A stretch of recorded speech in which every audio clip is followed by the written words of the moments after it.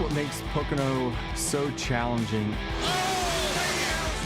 Oh, the most challenging part about the tricky triangle, you can't get your car perfect there. Well, that was a waste of a freaking day. It's very unforgiving. Trouble!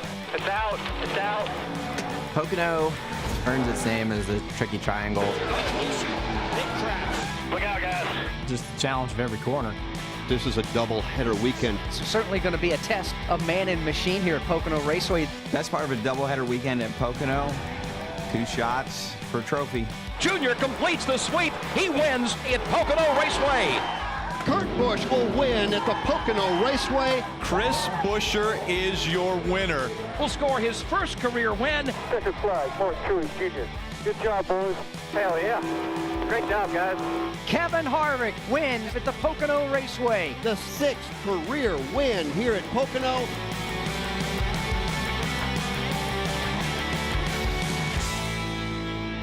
And who gets to victory lane today? You see the car starting to roll. Let's take a look at the starting grid, and we'll hear from the first 5 rows of drivers.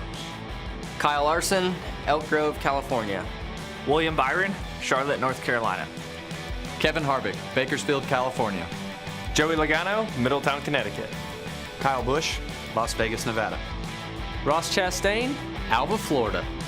Ricky Stenhouse Jr., Olive Branch, Mississippi. Kurt Busch, Las Vegas, Nevada.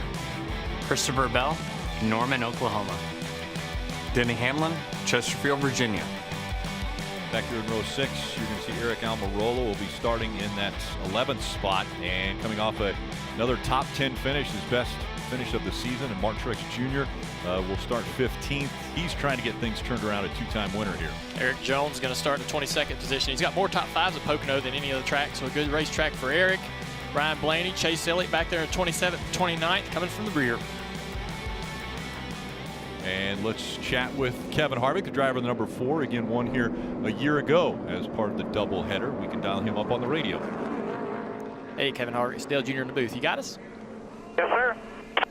Man, this is a great racetrack for you. We were just talking about how tricky this place is. Tell us how to get around it.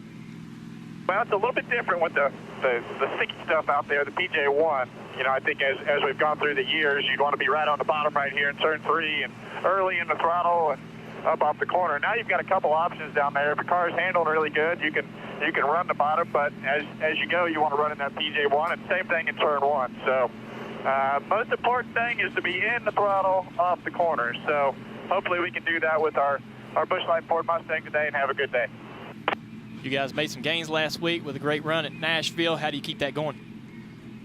Yeah, you know, everybody's just working hard to try to figure out exactly, you know, where we need to be, what's right, what's wrong, and today's no different. So the unique thing about today is you got to race again tomorrow. So hopefully we'll be pretty close. Rodney and all the guys are doing a good job of dotting the I's and crossing the T's, no matter the situation with our cars, and we'll just keep grinding away, man. Man, that's some great feedback. Good luck today. Thanks for talking to us. No problem. Thank you. Kevin Harvick's going to be carrying that onboard the Ford Performance camera today. Looking at him driving. There's the shot off the roof starting there in row 2. Be a good perspective. For a few more updates, let's go back to Kelly Stavis. Kurt Busch will be providing views from the Monster Energy onboard cam. Last week's top 10 finish was big for this team for a couple of reasons. 1, they made up 39 points on the playoff cut line, but 2, that finish helped secure an 8th place starting spot here today, and Kurt told me that helps open up some more options strategy-wise for him and his crew chief, Matt McCall. They'll be looking to capitalize, and Kurt Busch looking for his 4th trip to victory lane here at Pocono, Dave. Kelly, race fans can thank Toyota for these great views from Denny Hamlin's car all day long. He'll start in the 10th position and told me just moments ago, I know we're not running with the Hendrick cars right now, but we don't need to do anything crazy. If we're only the 5th best car on the track today, let's take 5th place. Let's not make mistakes trying to get more than we can, but I think we can get more, Marty. Hey, Dave, no better view in the field than Kyle Larson with the Xfinity on board. Of course, he'll start from the pole. You know, he show up at a racetrack these days, and everyone in the Cup garage expects Kyle Larson to win. Talking to him this week, though, he said, not so fast. Our notebook at Hendrick Motorsports is actually not very good here at Pocono. I would consider it one of our worst racetracks as a team. And to his point, Rick, The last driver to win here for Hendrick Motorsports, some guy named Earnhardt Jr., and the crew chief that day, some guy named Letarte. Have you ever heard of those guys, Rick? Well, since they know so much about this place, Junior, why don't you take us through the race breakdown on what we're going to see today? Well, it's a really unique racetrack, and it's a lot of fun because each corner is so different. 2.5 miles around the tricky triangle of Pocono, 14-degree banking in turn 1. Then you go down straight away in the tunnel turn, 8 degrees of banking through that 90-degree turn. Then really flat down here in turn 3, probably the most important corner that leads on to this really, really long straightaway, 3,740 feet into turn 1. The race, 130 laps, 25 laps for stage 1, 52 laps for stage 2, and 53 laps in the final stage. A fuel window, 40 to 45 laps. Steve, we got a comp yellow early in this race at lap 12. What does that do to the strategy for these guys? Well, so you can't take fuel before that competition yellow at lap 12, so you definitely don't want to pit before it. But the question is, do you need to pit at 12? I mean, you're only halfway to a 25-lap stage. It doesn't really open up the window. I think that's going to be the first place where we see the field truly split. This is a strategy racetrack, and the strategy can be strategies, Rick. There's going to be lots of multiple. We'll kind of follow along as we go, but Junior, to your point, the back half might decide to come, the front might stay out. It's going to be a splitting point in the race when it comes to when you should pit. A win here in 2012 for Joey Logano. It's got to be a feel-good place, doesn't it, Dave? It does, and that red and yellow 22 will start outside row 2, which is a great place to start. But his day began even better when he was able to greet a young man from New York outside Spring Valley, just outside New York City. That's Logan Lloyd, and his brother Darius and the family came as a courtesy to the Pocono Raceway. Why were they here? Well, Pocono wanted to do something nice for Logan and his family. You see, Logan's dad, Jared, ran into harm's way back in March trying to rescue seniors from their burning complex, and Jared lost his life. And so the track, along with everyone in Spring Valley, New York, so thankful for his service, and they wanted to do something nice. Joey said, absolutely, I'll spend some time with Logan, and that's how he got his day started. A great start for Joey Logano, spending time with that family. And you know, so many great things that these drivers do on a daily basis that we just don't ever hear about, but really heroes out there on the racetrack in everyday life. So, Steve, a competition caution at lap 12. It's a doubleheader weekend, which means this is the first race of 2. How much are you learning from the drop of this green flag, the very first one here, when they come out of turn 3? Every lap, every corner, every adjustment is information you're going to gain, and that'll help you tomorrow. But tomorrow's tomorrow. Today, there are points to be paid. There's a trophy to be given out. So I know it's a doubleheader, but to have a good second one, you want to have a good first one. You can definitely hurt your chances by having an issue today. And can Kyle Larson continue on the hot streak that he has been on in this series?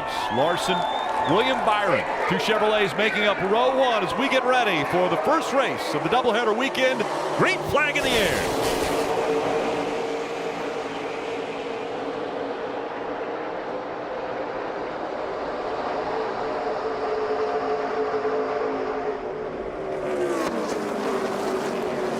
Gives Larson a great push down the front straightaway into turn 1 and 2. Both those guys are going to clear Byron, who's fell back to 3rd position. You heard Kevin Harvick talk about having more grit. Ross Chastain trying to make a move. Going into the tunnel turn. It's tight through here side by side. Truck Series ran here earlier today, so they have worked in that outside groove or that second groove. The PJ1 will be a great option for these guys. You saw Larson choose the outside for the control of that restart or that start.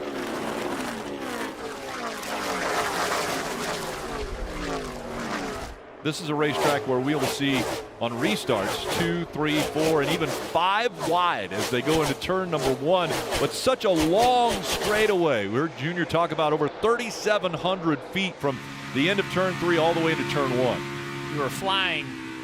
I mean, flying. Where you really don't get a sense of the speed as drivers because we get so used to it. But you know and feel that speed going down into turn 1 at Pocono. Watch Kurt Busch right here. He got stuck on the bottom of the racetrack. You heard him playing with the throttle. He couldn't stay committed to it. That allowed his brother to get by him. Riding on board into the tunnel turn. Oh, it's tight through here. Got to get way out of the gas, try to go back into it. See him bouncing over the tunnel. Those bumps get worse and worse every trip here, Jeff. Yeah, it has gotten extremely rough over in that tunnel turn. no practice to be able to work on that and how comfortable you can get the car through there. You just pretty much have to put up with your car if it's not getting through the bumps very well. And this right here is where if you're Kurt Busch with this Monster Energy cam, you see this draft he's getting down the front straightaway. Can he do anything with it? Is it a good idea to try to pull out and make this pass? You see his brother's car just bouncing around through those bumps. Kurt can't stay committed to the throttle. Dave. We talked about Chase Elliott at the beginning, starting 29th. One of the dangers back there is a difference in speed between himself and some of the other cars and the stack up on the initial start. Well, look at the left rear of this 9 car. Yes, the team got to look at it. Crew Chief Alan Gustafson said it is destroyed. Now, that's a relative term. It's destroyed all their aerodynamics. He's still running, but they're going to come in. They're going to have to come in at some point and get that fixed. You can't survive all day with that. That is a ton of damage. It looks like the fuel filler's intact right there. You see a checkup. The 37 of Buescher, nowhere to go. The right front of Buescher also has pretty heavy damage. The left rear of the 9, Preece in the 37. Left rear of the 9 with some heavy damage. It didn't look like it was rubbing the tire, but it's definitely going to be a parachute. You talk about these long straightaways, Junior. The last thing you want to do is pull a parachute. Yeah, that type of damage should definitely affect the speed and the pace of that car. He can't see it, though, so the driver really doesn't know what kind of damage it is. And I think one thing we got to remember, Chase Elliott would have started way up in the front of all of this mess if he could have kept his finish a week ago. That race finished disqualified for missing lug nuts. That's what put the 9 back here in the mess. That's where the damage really started. Well, you talked about that early competition caution. Well, he will be a benefactor of that. He can ride this thing out for a little bit and then come on pit road and get that fixed in that comp caution. Here's 2 guys we were going to keep an eye on throughout the day. Harvick, Denny Hamlin, also Kyle Busch right there, working their way around Ross Chastain, trying to get around that 42 McDonald's Chevrolet. Will not be surprised to see Harvick get up here and have a great run today. Speaking of great runs, Ross Chastain, he has been on fire lately. 2 straight top 10s, 3 top 10s, 2 top 5s in the last 4 races. So Ross Chastain and this team is starting to figure it out. Look at this. My goodness. And William Byron goes right by as Kyle Larson slowed a little bit there into the tunnel turn. Kyle Larson being passed is like an eclipse. No kidding. It's been so long since we've seen that. That's impressive. But we talked about, in the pre-race, Jeff, we talked about how does Larson continue to try to stay up front and do his stuff, and he's being chased by his teammates. You see right here, the 24 of William Byron. A nice pass. Logano will try to find his way by as well. I think Byron has been a little off the radar. Larson is making such headlines. I think William has done a really nice job. He had that unbelievable streak of top 10s earlier in the year. I think he's waiting to be the next breakout star. Best average finish here all time for William Byron. So you look at him and you almost have to put him in the category of Denny Hamlin, who has 6 wins at this racetrack. But there's just something about certain drivers that fit here at Pocono. And Denny Hamlin won twice in his rookie season. So obviously something that William Byron has figured out here at the racetrack. Dave. Rick, it's all in the paint color. Exalta is very, very proud of that color on the race car right now, that greenish yellow color.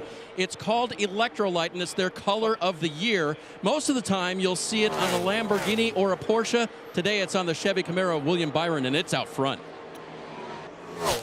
Saw that lead change, and Steve described it as an eclipse. It's so rare, getting by Kyle Larson. A little bit odd trying to understand what happened. Don't see any big problems with Kyle Larson, but clearly had some sort of issue on the exit of turn 1, because William Byron's not even in the scene anywhere. Look at the ground that he gained, and not only did he pass the 5 car, he also got by Logano in that corner.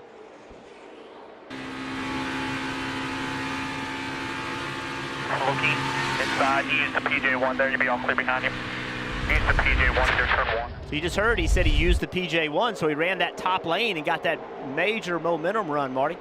Yes, you have no major panic in the Kyle Larson camp. In fact, a moment ago, he told Cliff Daniels on the radio, I'm just too free, so I just kind of let him go there, and struggling with the handling a little bit. But talking about the fact that Hendrick Motorsports has not won here since 2014 with Junior and Steve, Cliff told me, hey, we're starting over. We're treating this as a brand new racetrack like we've never been here before. He said, I honestly don't know what else to do. And because it's a doubleheader, Steve, that affords us the opportunity to come here, learn today, be better for tomorrow. Without that great notebook, that's the way we had to approach Pocono this time around. Yeah, so the doubleheader, basically without damage, these cars will be the same ones these drivers will compete in tomorrow. The only way you go to a backup is if there's enough damage. NASCAR allows you to do it. You have to race these brakes. You have to race this gearbox, this engine.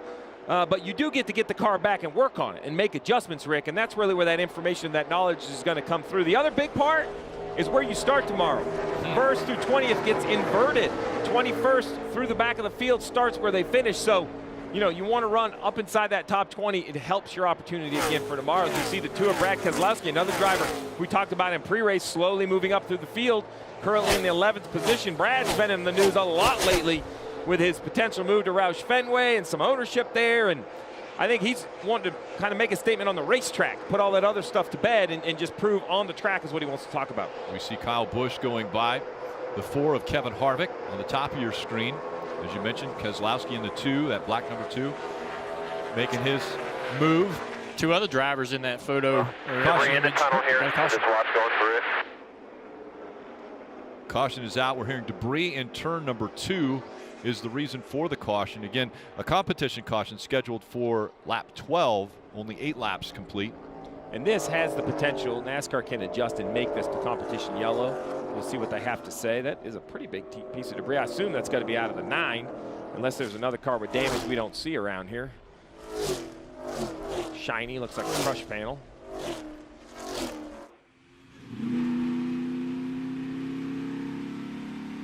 We're seeing the 47 of Ricky Stenhouse Jr. that was right there racing against Brad Keselowski. What a weekend he had last week. Daniel Suarez also having just a great season overall. And we've heard from NASCAR this will be the competition yellow. This is the competition caution. Why that's important is now the teams are allowed to put fuel in. So now the strategy game starts, right? Who pits here, who doesn't. You know you're going to be, 10 or 12 laps, 13 laps maybe to the end of stage 1.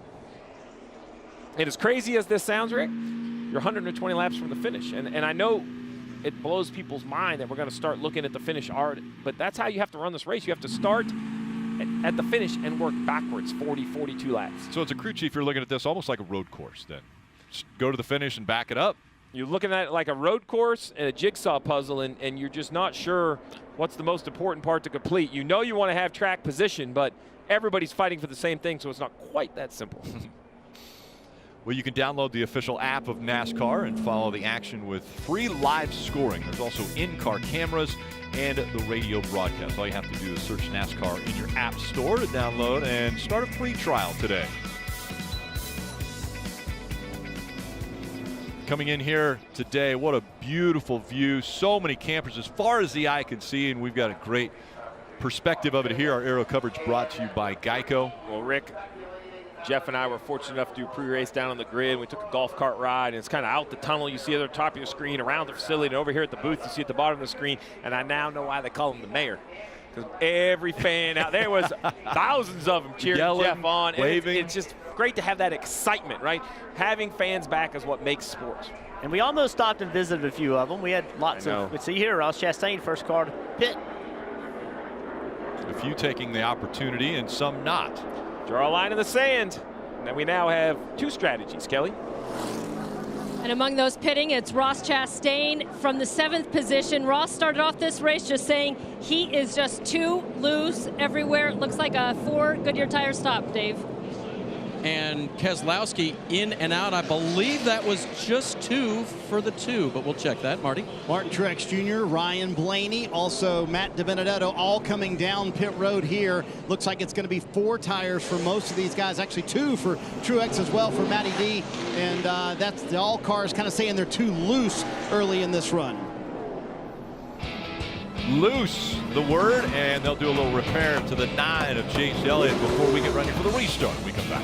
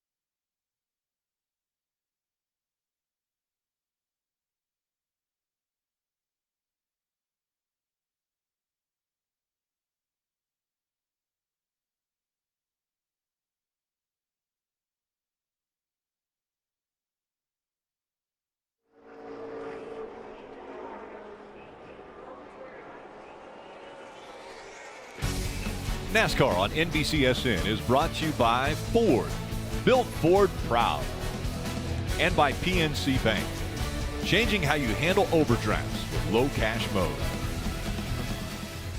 Well, your Fast family is back. That means Fast and Furious F9 now playing in theaters. Scan the code on your screen to buy tickets. We're seeing some Fast and Furious work, especially out of that 9 team already, as they were working on the body of that car, trying to get it ready again. Kelly. Last week we heard a pretty animated Kyle Busch on the radio, unhappy with the handling of his race car. Today a little animated again, but for all the right reasons. Car's really good. Good entry stability, good center up, throttle up, drive off. Good. When you start with that many goods from Kyle Busch here at Pocono, they could be off for a good race today. And I'm sure they recorded that somewhere. There was a lot of goods coming out of Kyle Busch. We'll see how good we are here on this restart. Logano was on the inside, William Byron on the outside. The race into turn 1. That top lane's very organized. Those first 3 cars really pushed each other well.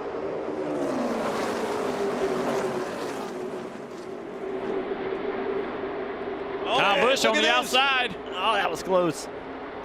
He's going to take that spot away from Joey. Look at Harvick also with the momentum. And Joey with that little move to the right, trying to slow Harvick's momentum down. Didn't stop it. Taking advantage of that PJ1 traction compound on the racetrack. So think about that. The lead car on the inside line of the restart is all the way back to 5th place. Not even completing a lap here. It's going to be really hard for anybody on that bottom line to make anything happen on these restarts. That top lane, those top 3 drivers, they just locked bumpers and just pushed, and it's just absolutely made a huge advantage. Larson's a teammate to Byron, helped him all the way down the front straightaway, but Byron also has the wall to sort of box that driver in if it's not a teammate. Oh, we got a big crash back here on the front straightaway. Cole Custer in the 41. He's got a lot of damage to the front. It looks like a situation where either he got clipped in the left rear and turned in the wall. Don't see any damage on the right rear quarter panel to think that he might have got turned from that angle with a car on his outside, but looks like somebody or somehow this 41 got steered into the fence. I was watching that battle. He was back there amongst the cars that had pitted. Custer had not pitted. He was on old tires, but Chastain, Keselowski, Matty D, Blaney, they were all kind of around him, Junior, on newer tires. I don't know if that's the momentum. That was that push you're talking about. We'll have to see as we see Custer climb out. Had issues last week at Nashville with the brakes. Decent speed at that race, but another poor finish today for Cole. You can see him shaking his head, disappointed. AMR safety team immediately out there for Cole, but a lot of damage and a short day for him. And remember, guys, that's back up for tomorrow. So here you go. See if we can figure out what happened. Oh, he tried to maybe squeeze in here, and oh no, Brad. So Brad, he was going to go. I think Brad thought that Cole was coming up the racetrack in front of him, and Brad said, "You know what? I'm going to dive to the inside." Well, Cole didn't come as far up as Brad had anticipated, and they came together. Brad sent him into the wall, and so Cole Custer's day is over. We'll see if there's some damage to the front end of the 2 car. Brad's got such a big run. He's like, I can't lift here. I've got too big a run on this guy. He's coming up in front of me to get to the outside line. He thought he was right here. He thought he's coming up to the block, but watch, he stops. He doesn't come. Brad then says, I'm going to try to cross you over, get underneath you, misjudges it, and just plants Cole into the wall. Yep. Nothing Cole did there. I think Brad just didn't realize what Cole was going to do. Let's listen to Brad, see what he says. 41 was trying to come up as I was turning down. He changed his mind. He changed his mind. 41 was coming up the block, changed his mind. Kelly. And from what I could hear from Cole Custer, he said, sorry, guys. I think he said, I thought he was going to stay up there. That's what it sounded like to me. So obviously just a miscue between those 2 drivers there. But cost Cole Custer his day. Yeah, I don't see what Cole Custer did wrong there. You go up, right? He didn't go up and take away the line from Brad. I don't think Brad did it on purpose, but clearly Brad just misjudged that, thought something was going to happen and didn't happen. And Cole Custer, another bad day. I mean, they just can't seem to have a clean race.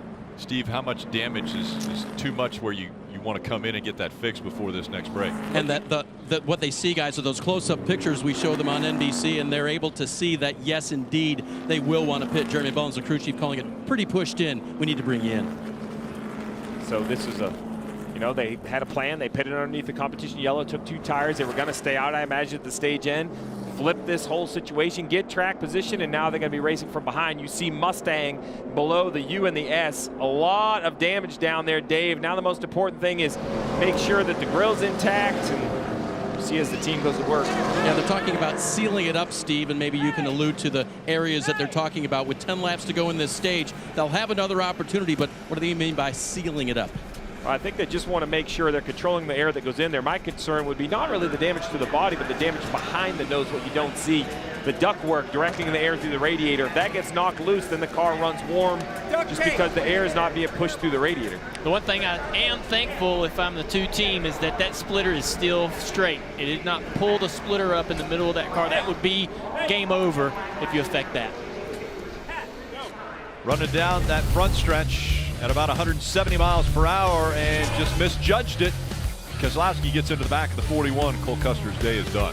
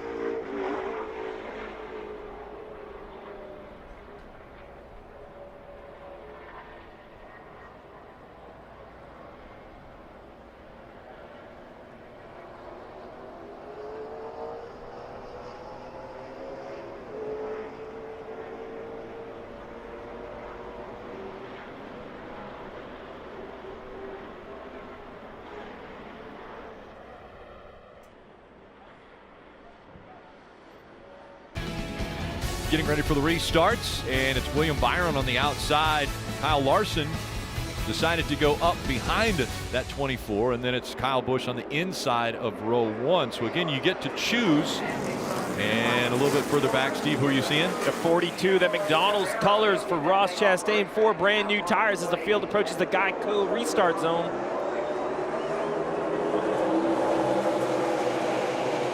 This time you don't see the lines quite formed up as well. No pushing. There's that 4 and 5 wide as they come into turn 1. And Kyle Busch has stayed close now to William Byron. He's going to be able to hang on to second. That drops Larson back to third. 3 wide as they exit turn 1. And you see the risk. If you pull out a line and no one goes with you, the momentum, the draft, there is a draft like Daytona and Talladega. In line, you're much faster than out by yourself. Here comes the 11 of Denny Hamlin. So good at Pocono. Right behind him, Suarez. Here you go, battle for the lead. Kyle Busch said he was happy with his car, showing it. Good, good, good. It was a triple good, right? He's going to slide up in front of that 24 car of William Byron, take away the air, and take away the lead. Down the front straightaway.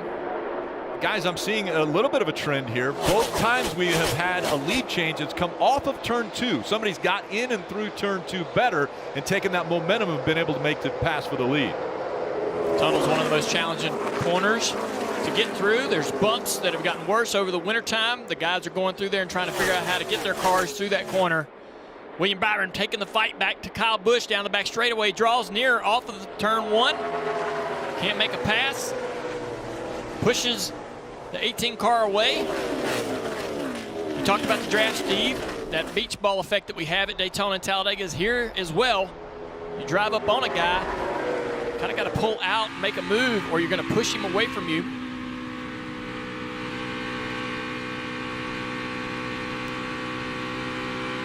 This is exactly how it works.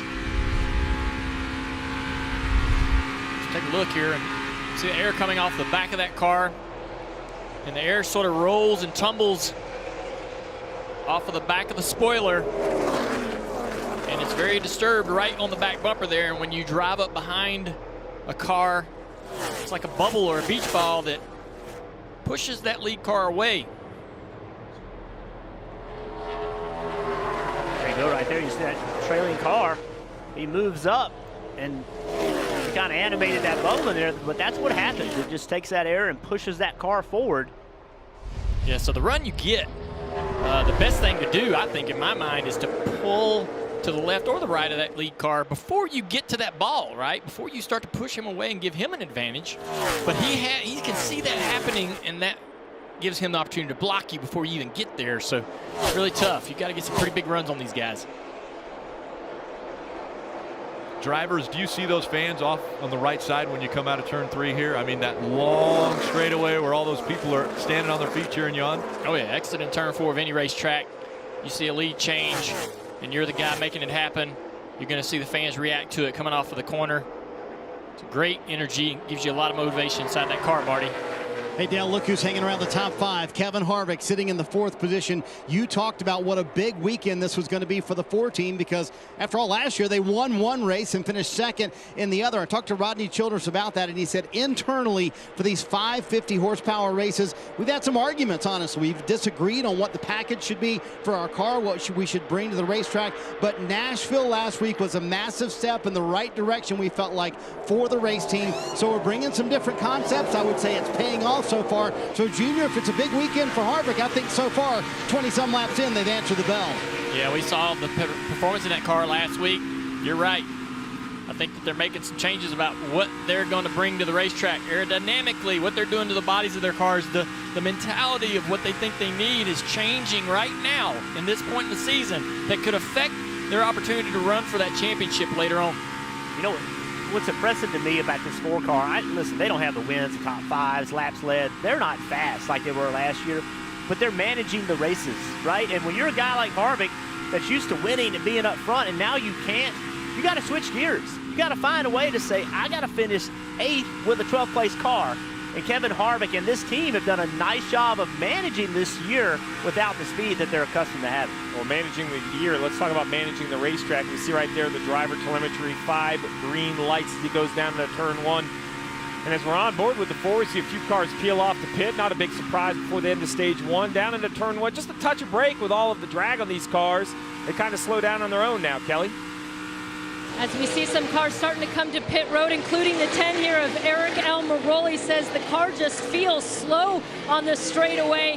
Team is keeping an eye on it. You see a wrench go in. The adjustment there below him is the number 20 of Christopher Bell. He says his race car just a little bit too snug. An adjustment and 4 Goodyear tires for Christopher Bell. You see right there pulling off pit road, the 48, Ally Chevrolet of Alex Bowman as well. So those three. This is really your last opportunity if you're back in the pack. The leaders could pit the first time, but as Kyle Busch stays on the racetrack, this will close pit road. The concern, though, if you're one of these cars that have pitted, you better get going with this momentum. You do not want to be lapped, and it is going to be close. Exiting turn 1, Kyle Busch is way closer to the rear bumper than I think some of these cars thought he might be. There you see it right there. The cars are pitted coming off of turn 1. Kyle Busch drawing up on his teammate. And Christopher Bell right now knows he's got to make qualifying laps. He's got to go hit all these laps perfect to keep from going a lap down. Logano going by Harvick here. That's for 4th. Logano takes a position away. Hey, Rick, you want to add something else to the mix? It started raining here on pit road, and yet the sun is out over in turn 3. That's how big this racetrack is. Well, this is game over for the 20. Great strategy to come before the end of the stage, but you have to stay on the lead lap. Now Kyle Busch has lapped him. He'll be the free pass. He can get his lap back, but this whole strategy play out the window. And guys, going in, and especially Steve, going into that, you knew that if you were within a certain number of seconds from the leader, that you should be able to get off of pit road. Yeah, but you know what happens to math? You assume you're going to have a good pit stop. 12, maybe 13 seconds. The 20 car, 16 and a half seconds. Yeah. So the crew chief right now is beside himself because he had a plan, and Adam Stevens' plan got completely blown up because of a slow pit stop. We saw some water there on one of those cameras. Marty just reported some rain. And Steve, you got to trust your pit crew, right? Yeah. You can't build a factor in of, well, they might mess up. They're professionals. You have to trust them. Kyle Busch, this has got to feel good after chasing the Hendrick Chevrolets and specifically Kyle Larson. You know, a stage win doesn't seem like much, but Junior, great shot in the arm, right? If you've been getting beat on raw speed and now you come to a speed racetrack, Kyle Busch wins the first stage. 3rd stage win of the season for Kyle Busch. So maybe things turning around. When he said good, good, good with his race car, he must be happy behind the wheel. Well, Kyle Busch, remember, after finishing 3rd in the Coca-Cola 600, he said, hey, we're great, except for those Hendrick cars. He just took it to him on that one. He did. Stage 1 winner, Kyle Busch.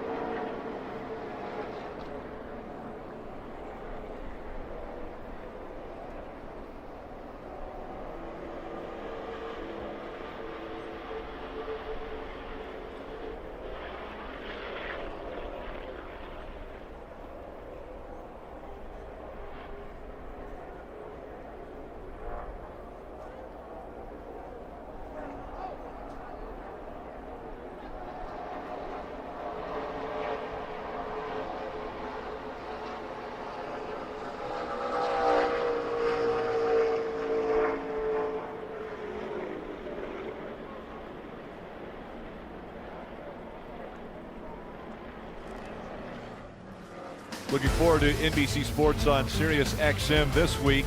Dale Earnhardt Jr. will be live Wednesday at 9 a.m. Eastern on NASCAR Radio Channel 90, talking about everything happening from here at Pocono and then looking ahead to Road America. Dave. And hitting pit road now, most of the entire front of the field. Joey Logano decided to stay out. Top of your screen, William Byron will come in that 24 car. He told his team, my bad for losing the lead. I just hit the splitter in turn 2. Little snug in traffic. Adjustments for that, Kelly. Kyle Busch picking up his 3rd stage win of the season. The car started good and stayed good. No adjustments on the 18, just 4 tires and fuel, Marty. Kyle Larson up front. He said the car got looser the longer he ran, and he was, quote, almost wrecking loose, but not quite there, especially through the tunnel turn. That's where he struggled the most. Going to be 4 fresh Goodyear tires. You're going to see a wet adjustment. Larson will gain 1 spot here on pit road, but actually a 2-tire move and also another fork in the road, Steve. Some teams staying out here. Let's split a whole bunch of strategies. We're going to see when we come back which one plays out.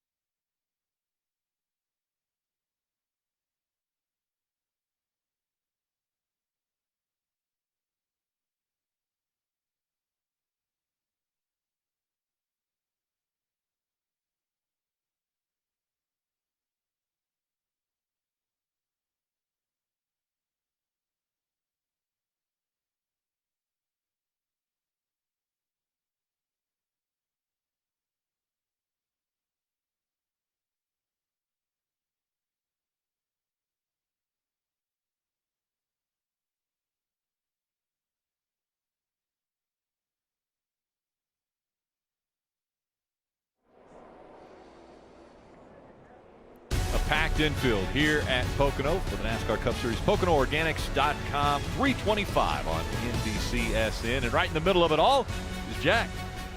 We are deep in the heart of camper world down here. Found some fans from Indiana who came out to their first trip with an itinerary. Look at this. Drive 10 hours. That's an easy check. Attend the first doubleheader. That's a big attempt. Like the rest of the NASCAR world, they were here in spirit a year ago. Attend the first doubleheader with fans. A big check. Look at this one, though. Meet Rutledge. How about Rutledge Wood? He's on a one-name basis like LeBron. Back over to you, my friend. Oh, that's beautiful. You know what? One of our friends, Jeremy Sides, camera guy, saw that earlier. We sent them a video before the show started. But, fellas, this is crazy to think that place is packed out. Yep. It's also, y'all have been there before. Weather is a weird thing. It doesn't show any weather on the radar, but that's not how Pocono works. Yeah, no, that radar means nothing up there. You never know what's going to hit in. Yeah. And a few guys, again, not pitting. So Logano, Reddick up here in front, making up row one. Stage 2 underway. See Kurt Busch giving a shove to the number 22 as they go into turn number 1. Another driver that hasn't been to pit road yet. Take a look here, Steve. Yeah, on the left side, you see Logano, Kurt Busch, no pit stops. They're going to try to do this entire race on 2 stops. Chastain, though, and Blaney came at lap 10, a little bit fresher tires, and it's working as they get through 1 and 2 pretty good. And you don't want to get in the mess there. Look at that, about 10 cars back, 2 and 3 wide, a lot of jockeying for position. See Hamlin making it 3 wide on the bottom. Look at Kyle Busch up there on the outside. And does he stay up the wall? He does. That is so tight through that tunnel turn. Hard to go through there 2 wide, much less 3 wide. So difficult on these restarts. That outside line with the PJ1 is going to be preferred to groove down into turn 1 and through the rest of the lap that you complete after every restart. But you get those runs on those guys on that inside, and you got to go to the inside and try to see what happens. I had trouble by myself through there. Goodness. Steve, how frustrating is it for a team when you think, okay, I've got the perfect strategy, maybe the best car, and then all of a sudden 12-plus cars stay out? Well, all week you should have been talking to your driver and let him know that there's no way you're going to leave this thing start to finish. There's going to be too many agendas as we see 2 and 3 wide. Kyle Busch almost to the apron of the racetrack. Looks like it's going to work into the tunnel, but you better tell your driver you will be in traffic. Get your mind ready for this. Regardless of how we call the race, someone is going to cycle to the front. We want to cycle to the front at the right time, which is that final run. Kyle Busch slides up in front of the 5-car Kyle Larson. Larson back to the inside down in turn 3. This could be a race for the lead right here. As these cycles and strategies play out, these 2 guys know that. That's why they're racing so hard for this position. Larson was way loose on the bottom, jumped on the outside to try to keep that outside lane from kind of freight training him a little bit. William Byron moving out, trying to get some clean air. Oh, he tried to get away from the 5-car, not get side drafted and lose a position to the 11, Denny Hamlin. Can he slide up in front of that 11? Or Denny's there off of turn 1. Denny's going to take this position of 5 back to the inside of Kyle Busch and takes that spot away. Kyle must have missed the exit of turn 1. Look at Hamlin pushing him. What's Kyle going to do with that run? Really can't do anything too late of a push. He's got momentum. Can he do anything with it? That's where we've seen lead change. We'll see if we can see a pass here. Is Hamlin also with some momentum going into turn 3? That's the tough part. Like I say, that grip right here in that PJ1, you got to get in that. But if you get a push and you get a run, dude, what do? Do you go to the inside? Well, you might lose 3 or 4 spots down there. Steve, when are we going to see Logano, Kurt Busch, some of the drivers that haven't been Reddick, come to pit road? Well, we said they can go 40 or 42 on fuel, but we've had 9 laps of yellow, so that's going to gain you a few laps. So I bet they're going to be able to run about 45 or 47 laps. I think we heard from Joey Logano under that last yellow a little bit what they're thinking and why they stayed on the racetrack. All right, -1 red, single file up the line. 12 cars behind you that stayed out. Yeah, I mean, there's no fall off tires. Didn't do anything so far, so you're fine. Just clean air and go ride. Support. Clean air and go ride. That's Paul Wolf basically saying tires don't fall off, which means they don't lose grip, they don't slow down, Marty. So he's going to put his driver in the 22 out front. It's stress-free out front and a great read of what kind of race car you have. I don't know if it's stress-free, Steve. You still got to make the rest of the race work, and same for Kurt Busch, who also is right behind him in the 2nd spot. Talked to Matt McCall, his crew chief. They have yet to stop either. And because there's been 9 laps of caution today, he said they can go to a lap 48 or so. Then that puts them connecting it to 91 as we ride on board with the Monster Energy Cam. So they can go to 48 at least, Steve. That makes it a 2-stop race for these guys. That could be a strategy that would put you up front, but this racing behind has been insane with Kyle Busch and William Byron. Well, why do we talk strategy? Here's why. Kyle Larson, Kyle Busch, Byron, these guys with the class of the field up front, they cycle back because of the pit stops, and they have not moved. They're stuck in basically 13th, 14th, and 15th. You have to get the strategy right. Kelly, you just are not going to drive from 15th to the lead.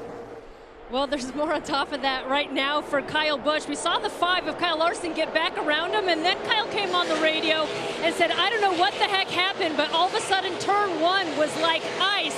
His crew chief thinking maybe it had something to do with that brief rain shower. And then moments ago, Kyle asked his spotter if he sees the spotter for the 11 car for his teammate Denny Hamlin. That's Chris Lambert watching down for Denny Hamlin. He said, if you see Chris Lambert, give him the double bird for me since I can't see him myself. So apparently not too happy with his teammate at the moment either.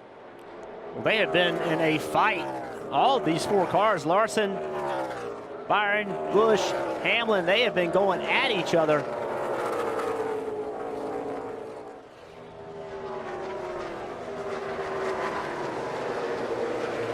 Saw that lead change a little while ago, no, position change rather. Here you go, 2 cars side by side.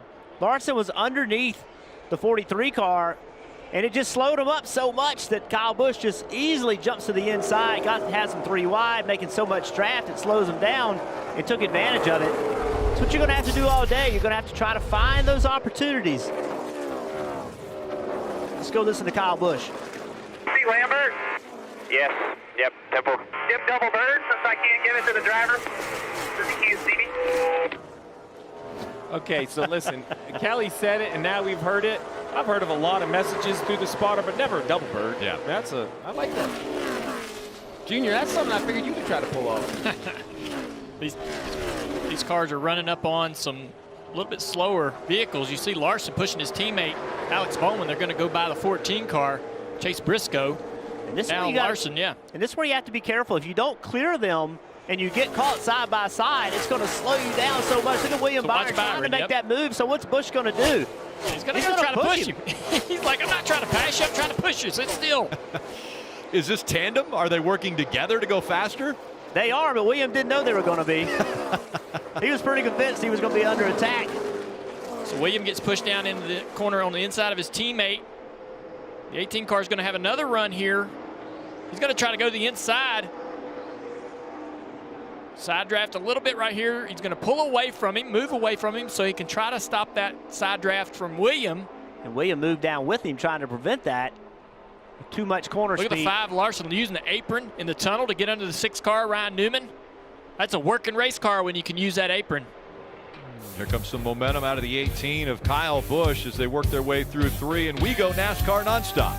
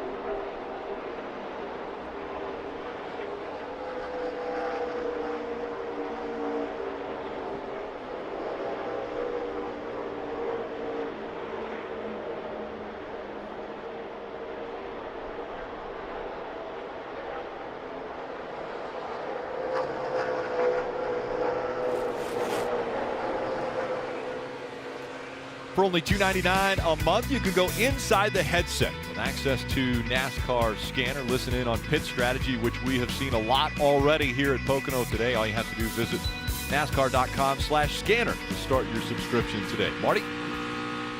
So we're going to start to see here very soon some of the guys who have not pitted, including Tyler Reddick, who's on pit road right now. And he said the car just built way too tight for him, Rick. Steve, honestly, a little bit earlier than I thought some teams would come, because Matt McCall, the crew chief for Kurt Busch, who sits in second, thinks they can go about 7 or 8 more laps. But Randall Burnett making the call to bring Tyler Reddick down pit road here at lap 41. It wasn't a fuel call for the 8, Marty. It was a strategy call because they were losing too much time to that man at the top of the screen, the 22 of Joey Logano. We saw Christopher Bell get lapped, Rick. Well, Reddick didn't have the best restart, got back in traffic, and he was losing a half a second a lap to Logano. So at that point, the 8 had to come in, had to stay on the lead laps. That's a great management call by the crew chief, realizing, okay, I have a plan, but man, my plan is slowly crumbling. Time for a little bit of an audible. Nice work by the 18. That's that pit strategy we talked about with NASCAR Scanner you can listen into. And so Logano out front, he is still a driver that needs to come to pit road, as does Kurt Busch. Those two are running 1 and 2 right now, but still have yet to come to pit road. You said that their window could be around 45, maybe even 47 at those laps when they potentially could come to pit road. Yeah, and you want to get it right because you don't want to be any of these guys. I mean, these guys have been swatting flies and trading blows for the last 15 laps.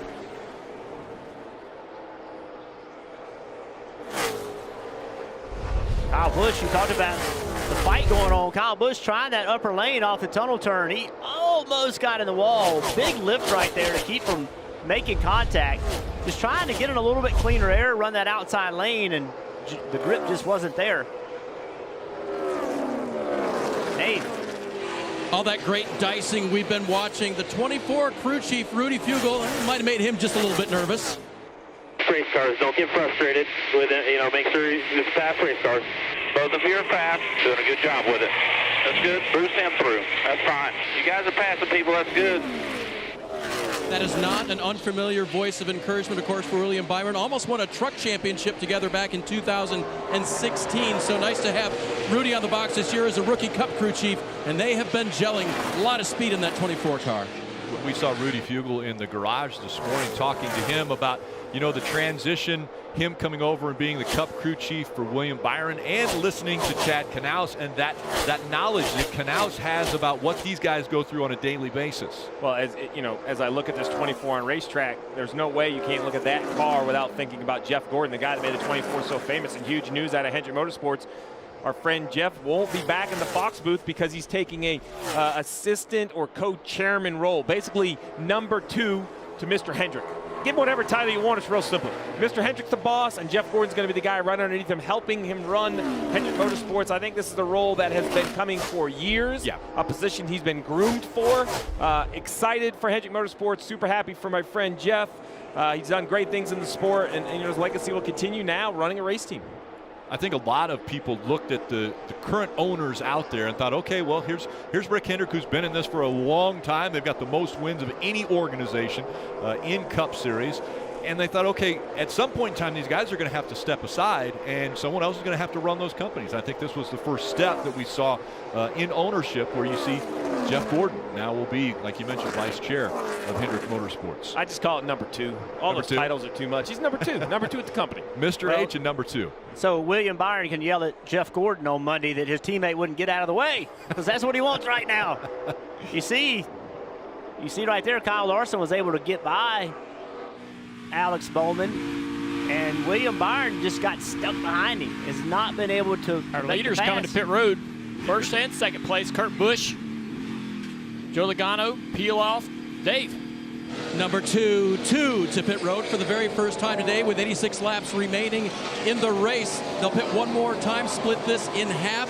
So under green flag, he comes to pit road. Just a little bit of an air pressure adjustment for a race car that's a tick tight, Marty. Matt McCall bringing Kurt Busch down pit road. Kurt's been very happy. You know why we know that? Because he hasn't said much on the radio other than the car has been a little bit loose. This will be a two-stop strategy. Their hope to go to around lap 90. That'll be their last stop of the day. We'll see if the two-stoppers pay off or not. And this is a team who needs stage points. They need all the points they can get because of the fact they're trying to make their way into the playoffs. Kurt just a little bit free for fresh Goodyear tires and actually jumped over Logano there on pit road. How important is that, Steve, that cycle of position on pit road? Absolutely huge. There's only a few cars on a two-stop strategy. The big concern for these guys are when the yellows come out, and really the end of stage 2, they're going to be on old tires in traffic. But if you think this is the strategy to win the race, you want to be the lead car in the strategy. And we were on board with Kurt Busch. I think we saw a lot of the time gained coming to pit road. Man, he drove right onto Logano's bumper. He did. He put a lot of speed, but there's a lot of distance between them. Also, he's up the racetrack and loses all of that advantage. Here comes Logano with a run. Uh-oh. Yes, and Kurt Busch coming into this race 24 points below that cutoff line for the playoffs. And a huge weekend, too, by the way. 24 points could be made up or lost in one weekend. Big moment right there for Logano behind him in that dirty air. You think about it, these guys coming off pit road with cold tires, low air pressures, going through those bumps in the tunnel. The car's pounding on the racetrack. Splitters making contact, really upset that one car for Kurt. You think you put new tires on it, it's going to always drive better. That's not the case at all. We heard these tires don't fall off of speed very much. That means they probably don't have tons of grip taken off either. So you have to just find where the grip is. And many times we saw Kurt overstep the boundary. We saw Joey overstep it. Now they know what they've got. Now they get into the rhythm. Junior, board here. He's still in front of him, though. I mean, even though he lost a little bit of momentum, he's still in front of Logano. There's that moment that Logano had off of turn 3 last lap. Second time through that corner, Kurt made the adjustments and was able to get through there much, much better. Still out front now, it's Ross Chastain leading at Pocono. Ryan Blaney running second.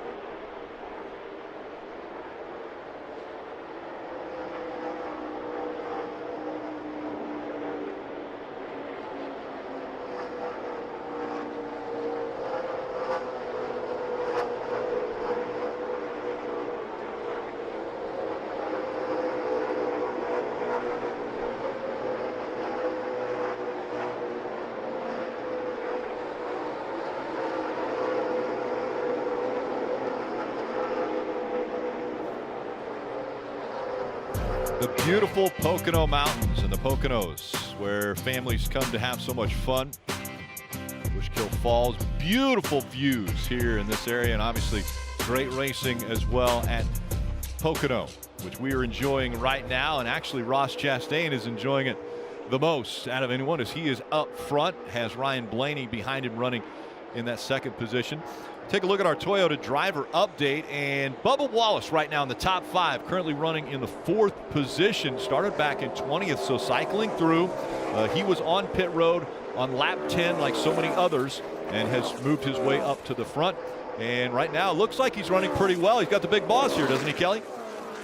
He does. Michael Jordan, one of the team owners, is here. I'm told he's in a hospitality suite right now, but did spend some time down at the pit box pre-race. This is a team still looking for the first top 10 of the season, but in talking to crew chief Mike Wheeler, they definitely feel like they have the potential. There's just been one issue or another seemingly week in and week out. Last week at Nashville was a bunch of flying debris that did some body damage to the 23 car and then eventually cut a tire and spun Bubba Wallace out. This is a team that really feels like they have the speed to be fighting for top 10s, if not top 5 finishes. They were last on pit road, lap 10. I'm hearing about 4 more laps till they make their next pit stop.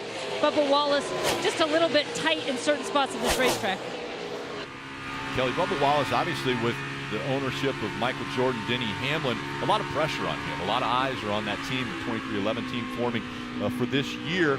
Of course, you've got Pitbull, also a part of racing here.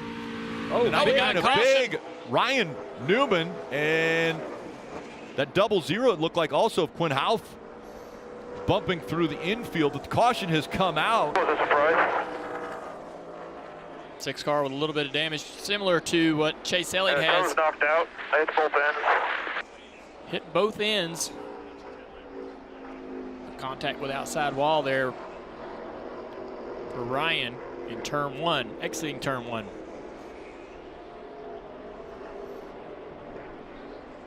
So a lot of damage to the left rear of the 6. We saw the smoke up in front of Kyle Larson. Let's take a look at how this happened to Ryan. Exiting the corner. Looks like he's by himself. Oh, just getting loose here. Jeff up off a turn 1. Backs in pretty hard. Yeah, they came around and hit the left front as well. A lot of damage. Watch the back of this car just fold up when it hits. He is in the gas because typically sometimes when you get loose and get turned around backwards, you stand in the throttle to try to drive the car down the track to keep it from backing up into the outside wall. And that probably made that impact a lot better. Not as bad as it could have been if he just lifts or locks the brakes up. But he couldn't save it.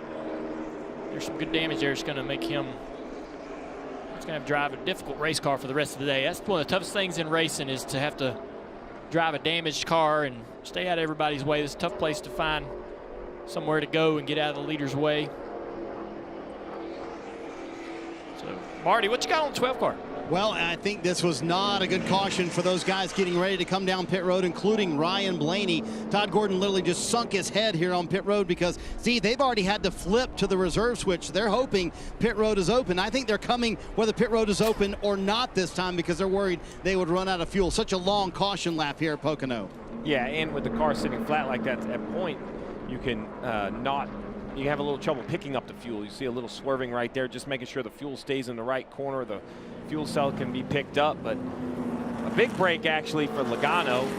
Those guys that had pitted just a few laps ago, about 5 or 6 laps ago, they're going to stay on the racetrack, and voila, track position back. Although we did hear a report that the one had that vibration a little bit. We'll see if they decide they have to come and service the one car, if they feel they can ride it out.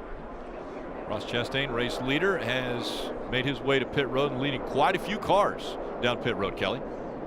And Ross comes here off a career best finish at Nashville. It was a runner-up just a week ago. He says he's just loose in turn 1, but then tight in turn 3. It sounds like they're going to make a track bar adjustment as well as an air pressure adjustment to try to help out Ross Chastain. 4 tires, Marty. 2-time Pocono winner Martin Truex Jr. hits his pit stall, and his car has been a little bit too tight. They were free on the first run, so they've gone to the other side to see a small wedge adjustment for that team. Ryan Blaney was able to make it to pit road, no problem, with the fuel, trying to recover from what was a very rough Nashville for that team. He also too tight, said he needs to turn better. And look at the drag race off pit road. William Byron gained 7 spots there, Rick, with that 2-tire stop.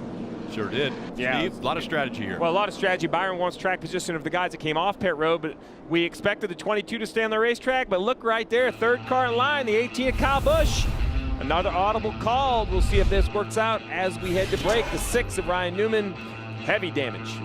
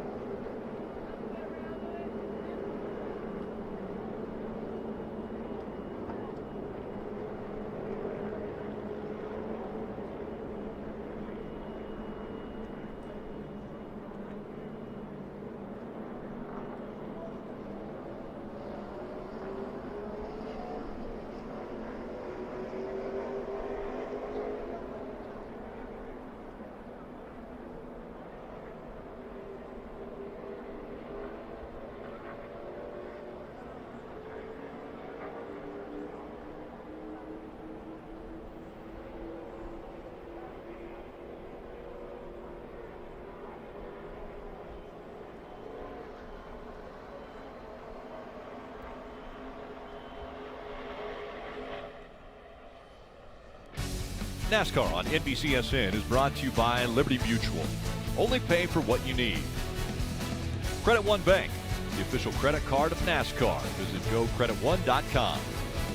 And by Toyota.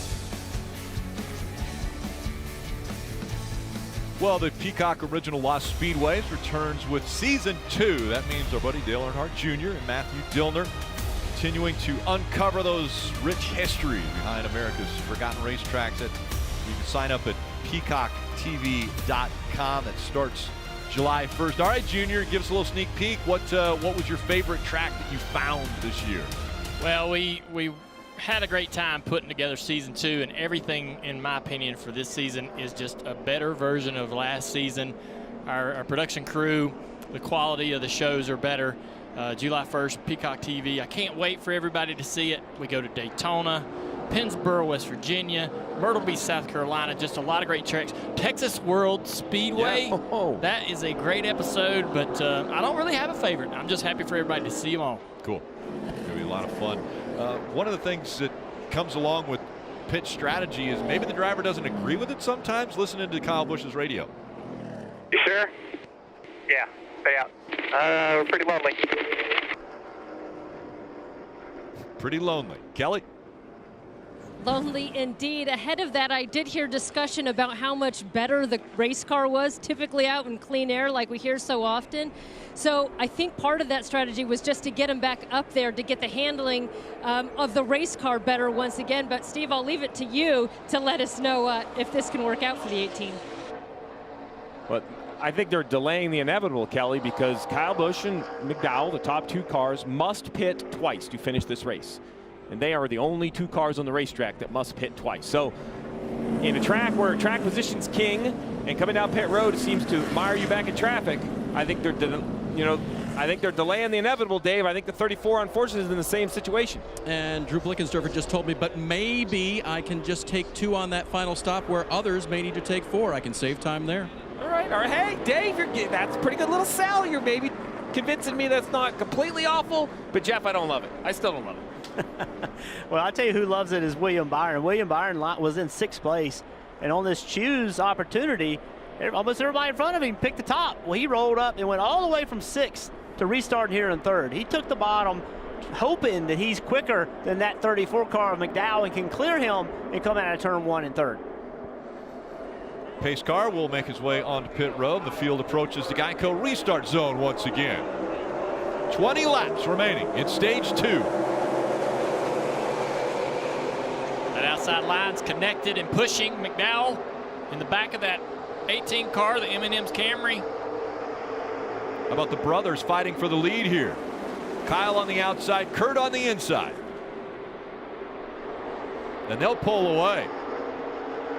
You see what William Byron did. He just is not going to be able to gain many positions, but he's going to side draft Joey Logano, trying to slow him down. Now, when he did that, it let the cars behind him catch him. So if he doesn't clear him here, he may have hurt himself. Let's see where he ends up. Thought he'd be a little more aggressive with that side draft. Drops in behind the 22 car. Still picked up a spot and all that. He did. Lined up 6th, came out of there 5th. And gained a little more time because they only took right side tires on the 24 when they came down pit road. Here he is to the inside of Logano down the front straightaway. Moves away. Now, can he get back in that spot? He can. Keeps on doing that, though. Chastain's trying to fill that spot.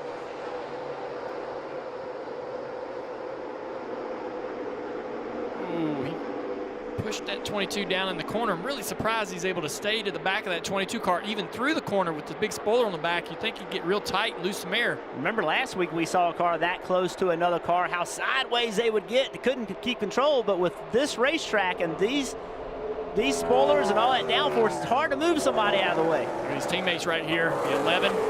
He's going to take the racetrack away from Truex. That's going to cost Truex a lot of momentum down this short chute. Truex is going to get the help, though, from Bubba Wallace.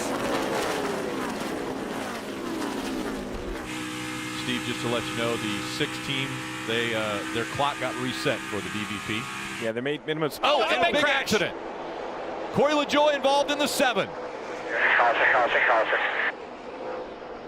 It's like Cory LaJoie, the 38. Anthony Alfredo has damage as well. A lot of damage on the right rear of this 7. I'm not sure. Get it going here. Get it going. If it was a flat tire or contact. They were 16th last week, 4 weeks in a row inside the top 20 for Cory LaJoie. Been doing a really good job, overachieving in my opinion. Nice work by Cory, but today. Yeah, I look at this team and think, man, 25th is a great day for this 7 car coming into the season. They have really improved and built this program up to where Cory takes this car and runs in the top 20 with it. Not going to happen today, but they get to go to the garage and rebound, come back tomorrow and try to get in that top 20 again. And Steve, this is a bigger hit for a small team like that, having to go to a backup car versus these other teams we've seen. They're larger teams, more finances. This affects this team more. Let's see how this happened off of turn 4. Oh, Cory a little bit high, sends the 38 car, Anthony, into the outside wall. Anthony didn't do anything wrong there. I mean, he got run into the fence. Pretty much up along the outside of that 7 car. I don't know if Cory didn't know he was there or whatever, but Cory takes the line away. Maybe they got together coming off the corner, and Cory's trying to turn left, but it's steering him right as those cars are heading off the corner. Heavy damage, though, to this 7 car. And there's going to be a lot of damage to Anthony Alfredo running for that Rookie of the Year. You saw him slam the wall there. Yeah, you see them get together early back in the middle of the corner, or pretty early on exit, and that kind of turns the 7 car right. And Anthony is trying to get away, and the 7's coming across the racetrack. Yeah, that last shot we showed right here. See, they're 3 wide. And I'm just not so sure that Cory knows they're 3 wide. You don't expect to be 3 wide in turn 3 at Pocono. That's just not something you expect.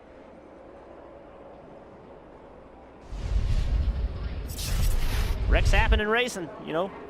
Bunch everybody up, tell everybody position matters, and they're just going for it. And why doesn't the 38 lift right there? This is the longest straightaway of any speedway in NASCAR. You can't lift coming off of turn 3. You're going to get passed by 5 or 6, 8 cars down this front straightaway. You have to stay on the gas. That's why the 38 Avanti was so committed. And just damaging some momentum out of Nashville, some smaller teams that had great runs. When you look at it, Ross Chastain second. We talked about Stenhouse's great one. Suarez inside the top 10, but Cory a 15th and Anthony a 17th. So 2 cars that ran inside the top 20, both taken out in the same accident. Well above their average, what they have been running this season.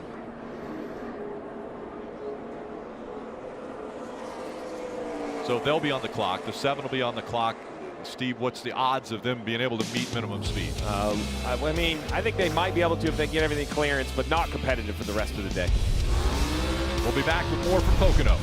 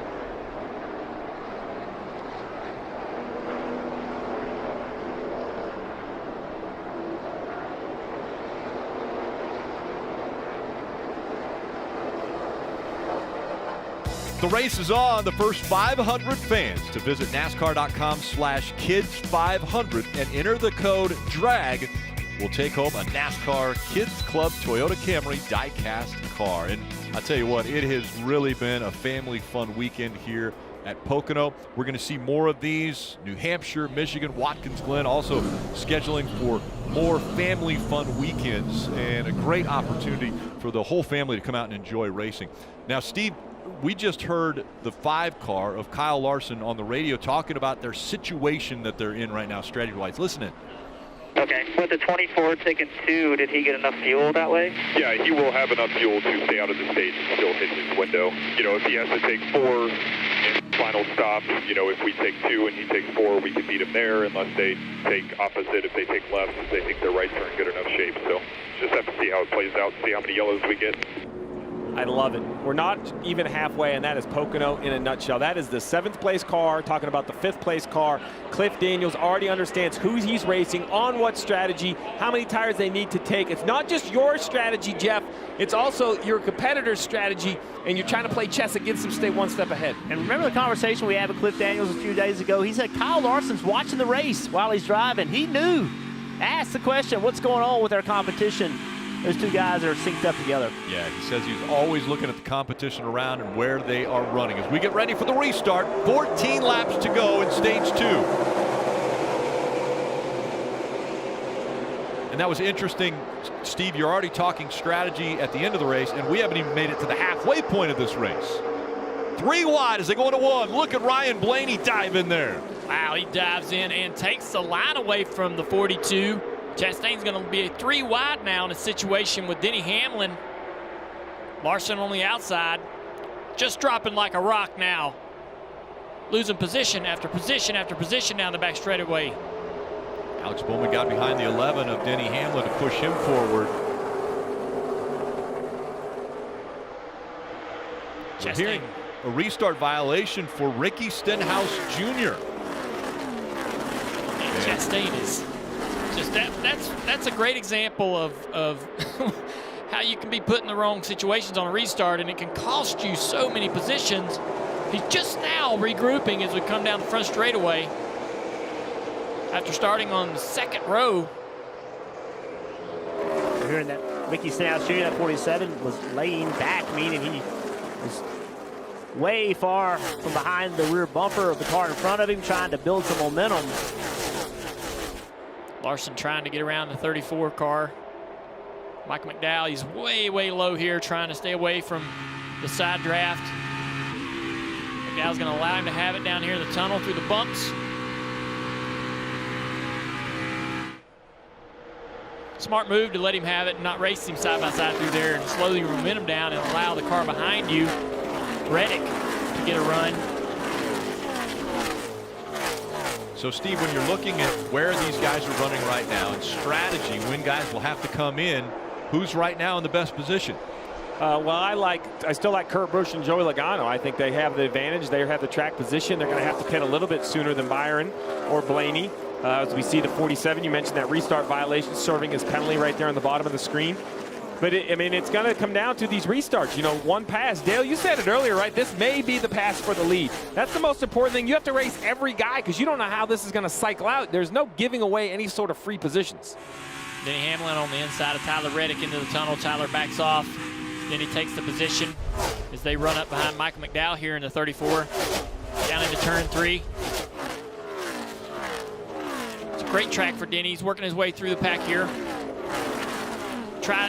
So when he goes into the corner, he thinks, I'm going to run the bottom. Well, McDowell goes to the bottom. So he then drives up to the PJ1. I'm going to go up there, get the grip, get the clean air. I'm going to take the run off the top here and have the momentum to get to this quarter panel, side draft, move away. Michael's probably going to lift early, knowing the 11 car is a little bit better right now. Dave. And overcoming some issues today. Earlier on, he had debris on that grill of the 11 car, and it was getting pretty hot. He radioed into Chris Gabehart the temperature delta he had to what he thought was normal. And Chris said, yeah, that's hot, but that's okay. The debris finally came off. And other than that, the car lately has just been a little bit loose. Needs the most help right here. That's turn 2, the tunnel turn. And they hope to get that the next time down pit road. So we heard about the violation of Ricky Stenhouse Jr. Well, here it is. NASCAR says you got to stay closed up on the restart. Ricky Stenhouse Jr. is trying to lay back, trying to anticipate when the leader goes so that he can have forward momentum and then get to the start-finish line and do just that. Make it 3 wide, gain position. They're not going to let you lay back like that just to build momentum. Good call by NASCAR. Guys are going to continue to try to push that and hope that NASCAR's not watching. They were watching that time. The 7 car has met the minimum speed. The problem when they don't make that call is that everybody that you're racing with sees what you did. And then they're going to do it the next time. So NASCAR's got to make a stand. I think that was the right call. It's like your kids with curfew. Give them 15 minutes, Jeff. They're going to take 30 minutes. Next time it's going to be an hour. I thought that was just in my house. You got that too? Yeah. Dave. How about Chase Elliott's recovery today? That 9 car having fixed the left rear on that car. After the first time they came down pit road to make repairs, he asked crew chief Alan Gustafson, okay, so we about there? He goes, I think, buddy, we're about 20% done. They have been down pit road multiple times since then. Chase now in the 13th position, running 8 seconds behind leader Kyle Busch at this point, and last pitted under caution, lap 54, guys. So a nice little turnaround after a bad start. Chase Elliott, the reigning Cup Series champion, trailing the 2-time Cup Series champion Kyle Busch, who's led the most laps all season as we go NASCAR nonstop.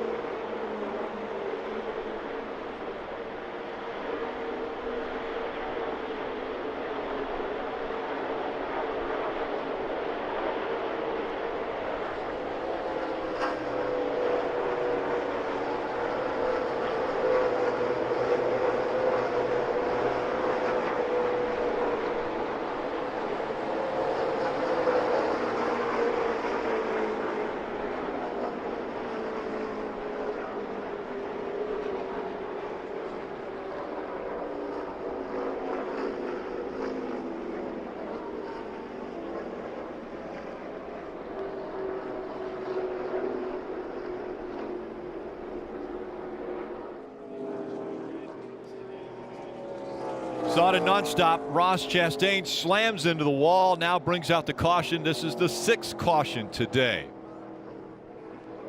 Yeah, we seen this car run really well over the last couple of weeks. Coming through the tunnel, though, he got up out of the groove, hard into the wall. Really, really bad contact with the right rear, pancaked the right side of this car. Then coming to pit road, almost spins the car around. Had some great momentum, great speed. They were losing time, though, to the cars in front of them. They've been running right there behind Chase Elliott and Alex Bowman, and then there was, something happened that created this large gap, and I think the handle might have been going away on this 42 car. Kelly. Yeah, Junior, was interesting because the last restart, Ross was 4th, and then just suddenly he dropped all the way back to 15th. We were waiting to hear something on the radio, as was his team. In fact, his team said, we have no idea what happened. He hasn't said a word. So handling went away. Something went wrong for Ross, but he had dropped a number, 11 spots on that last restart before eventually getting into the fence. That saw right there is no joke. Yeah, buddy. So we talked, that was a great point about that restart and how the 12 car of Blaney took them 3 wide down into turn 1 and put the 42 in a bad spot. By the time they came back around across the finish line, he had lost tons of spots, and he was trying to work his way back up through there. Wasn't really getting anywhere. And maybe he got, maybe that's what happens sometimes, I think, when a driver makes a mistake or feels like he's let his team down, loses a lot of spots on a restart, because we get, the drivers, I say we get so much pressure to make things happen on restarts, not to make bad things happen. And sometimes maybe he was trying a little bit too hard through that tunnel. Got up out of the groove. These are the lessons he just has to learn. You know, part of the Cup Series is you can't go back and fix that one by pushing too hard. You got to just keep it in one piece and allow your crew to continue to work on it, try to find a different way to get some track position. With this caution coming out, that means the drivers are starting to think about that strategy that they've played. Well, Kyle Busch questioned earlier the strategy. Let's listen into his radio now. Whatever goes our way. I don't know if these are better or worse for us, but it feels like worse. Yeah, we're going to have to come here. We're only 1 or 2 away. This will get us where we only need a really short stop in the final stage. It's funny, he was hoping that they would come across the radio and say, no, this is great for us. Kelly. His previous stop came on lap 27. Kyle Busch saying that his car is just a tick tight. The center to off of turn number 1. It looks like it's going to be a 4-tire stop for the 18 car, Marty. Kevin Harvick going to come down pit road here. Rodney Childers calling him down. They lost a massive amount of track position on a restart. Lost about 8 spots going into turn 1 and just have never been able to recover from that. Harvick saying the car too free, especially off of turn 3. That's where he's been struggling the most. 4 Goodyear tires for Harvick and see if he can gain that track position back. So everybody on pit road now, Steve, will be outside their pit window. They still have to come one more time, right? Absolutely. Now no track position and still need one more stop. But like they said, maybe a little less fuel on that stop.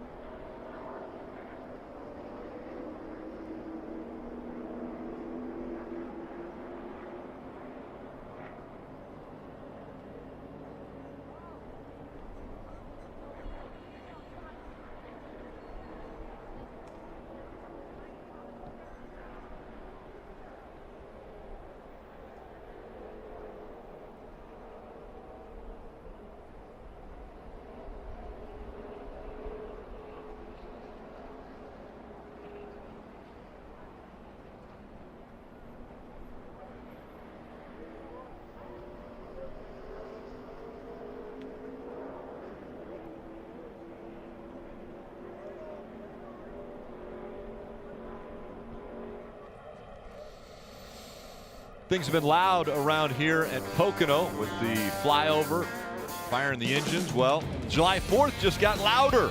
You can celebrate Independence Day with IndyCar at Mid-Ohio and NASCAR at Road America. That's, again, July 4th, both races on NBC. And let's check in with Rudd and the boys back in Charlotte. Thanks, Rick. Yeah, guys, we're seeing some strength from the 18, 5 and 24 still strong. Are you surprised at what you're seeing so far, Kyle? Look, I said Kyle was going to be up front. It's good to see Kyle Busch. It's good to see Joey Logano. It's been a little bit of a different mix. I mean, let's think about it. For the last 3 weeks, we've seen one car lead almost every lap. So this is Pocono. This is where, guys, strategy makes a difference. Pit calls make a difference. We've seen it mixed up. Yeah, and we hear about getting back in the dirty air. It's amazing what these crew chiefs are doing right now to put their drivers, and I'll use Kyle Busch as that example, that they left him out there so he could be out front where his car obviously was working the best. Rick, we're excited to see what's going to happen here, buddy. So are we. It looks like a pretty short little run here to the end of the stage. Oh, it's going to be a sprint. We got Kyle Busch and Kevin Harvick back there in 15th and 16th. And, you know, the reason I point those out is because they know that they have to stop again just like everyone in front of them. But they need to try to get a few spots back. We heard that now the plan is when we do stop under green in the next stage, it's going to be a lot shorter fill. We only need, you know, less fuel, less time on pit road. But that's going to work if you're, say, 8 or 9 spots behind. It's not going to work if you're 15 spots behind. So I expect Kevin Harvick and Kyle Busch to be 3, 4, 5 wide heading into turn 1. There's going to be a lot of aggression in this short little sprint. I know we talked earlier at the start of the show about what was on the line. Kyle Larson going for 4 wins in a row. You've got Denny Hamlin, Kevin Harvick trying to really get a barometer on their seasons at a racetrack that we know they're good at. See right here, we're riding along with Denny Hamlin with the Toyota Cam. At far on the inside lane, row 1, William Byron chose that inside lane again, Junior, trying to keep his advantage over Kyle Larson. I feel like they think that's the race, right? They think they have the 2 best cars. Whichever one of them can stay in front of the other has the best shot to win this race. Lining up right behind him, though, Ryan Blaney. He took him 3 wide last time. No reason why he gets that run. He would do it again. 2-lap sprint from Pocono to end stage 2. Again on the inside, it's William Byron. Outside, Kurt Busch.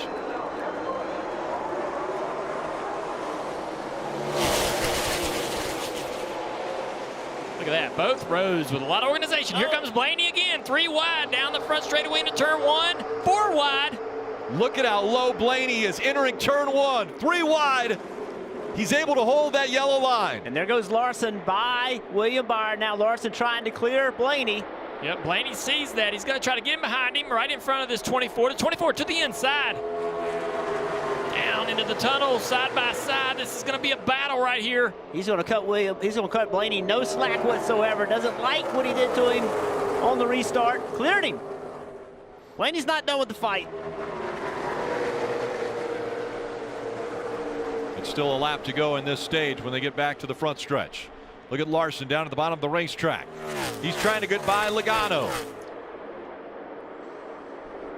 Side by side, no side draft here. Both guys pretty much neck and neck. William Byron's hoping that Logano can hold him up all the way through turn 1. Oh, man, that's how close they get aggressive on the side draft. And if Logano can stay that quarter panel, he can't do it. I was thinking the corner's coming. Need a little side force. Get down into turn 1. Great pass, though. Here comes the 24. Is he going to have anything to do here? It's tough to make that choice to go to the inside. You have the run. You have the momentum to pull to the inside, but not really the preferred line. You can't finish the corner. You can't finish the throttle and corner exit. You're possibly going to lose more spots that way. Kurt Busch, think about all those points he gained last week trying to make the playoffs. Now in position to win this stage, Rick. A playoff point on the line, and again, more points for Kurt Busch. But Kyle Larson with that last run, still going to hold on to second. It's Kurt Busch, Kyle Larson, Logano, Byron, and Blaney. Kurt Busch gets his second stage win of 2021. So a little bit of momentum from Nashville, which was his first. Now Kurt Busch his second in 2021. He wins stage 2.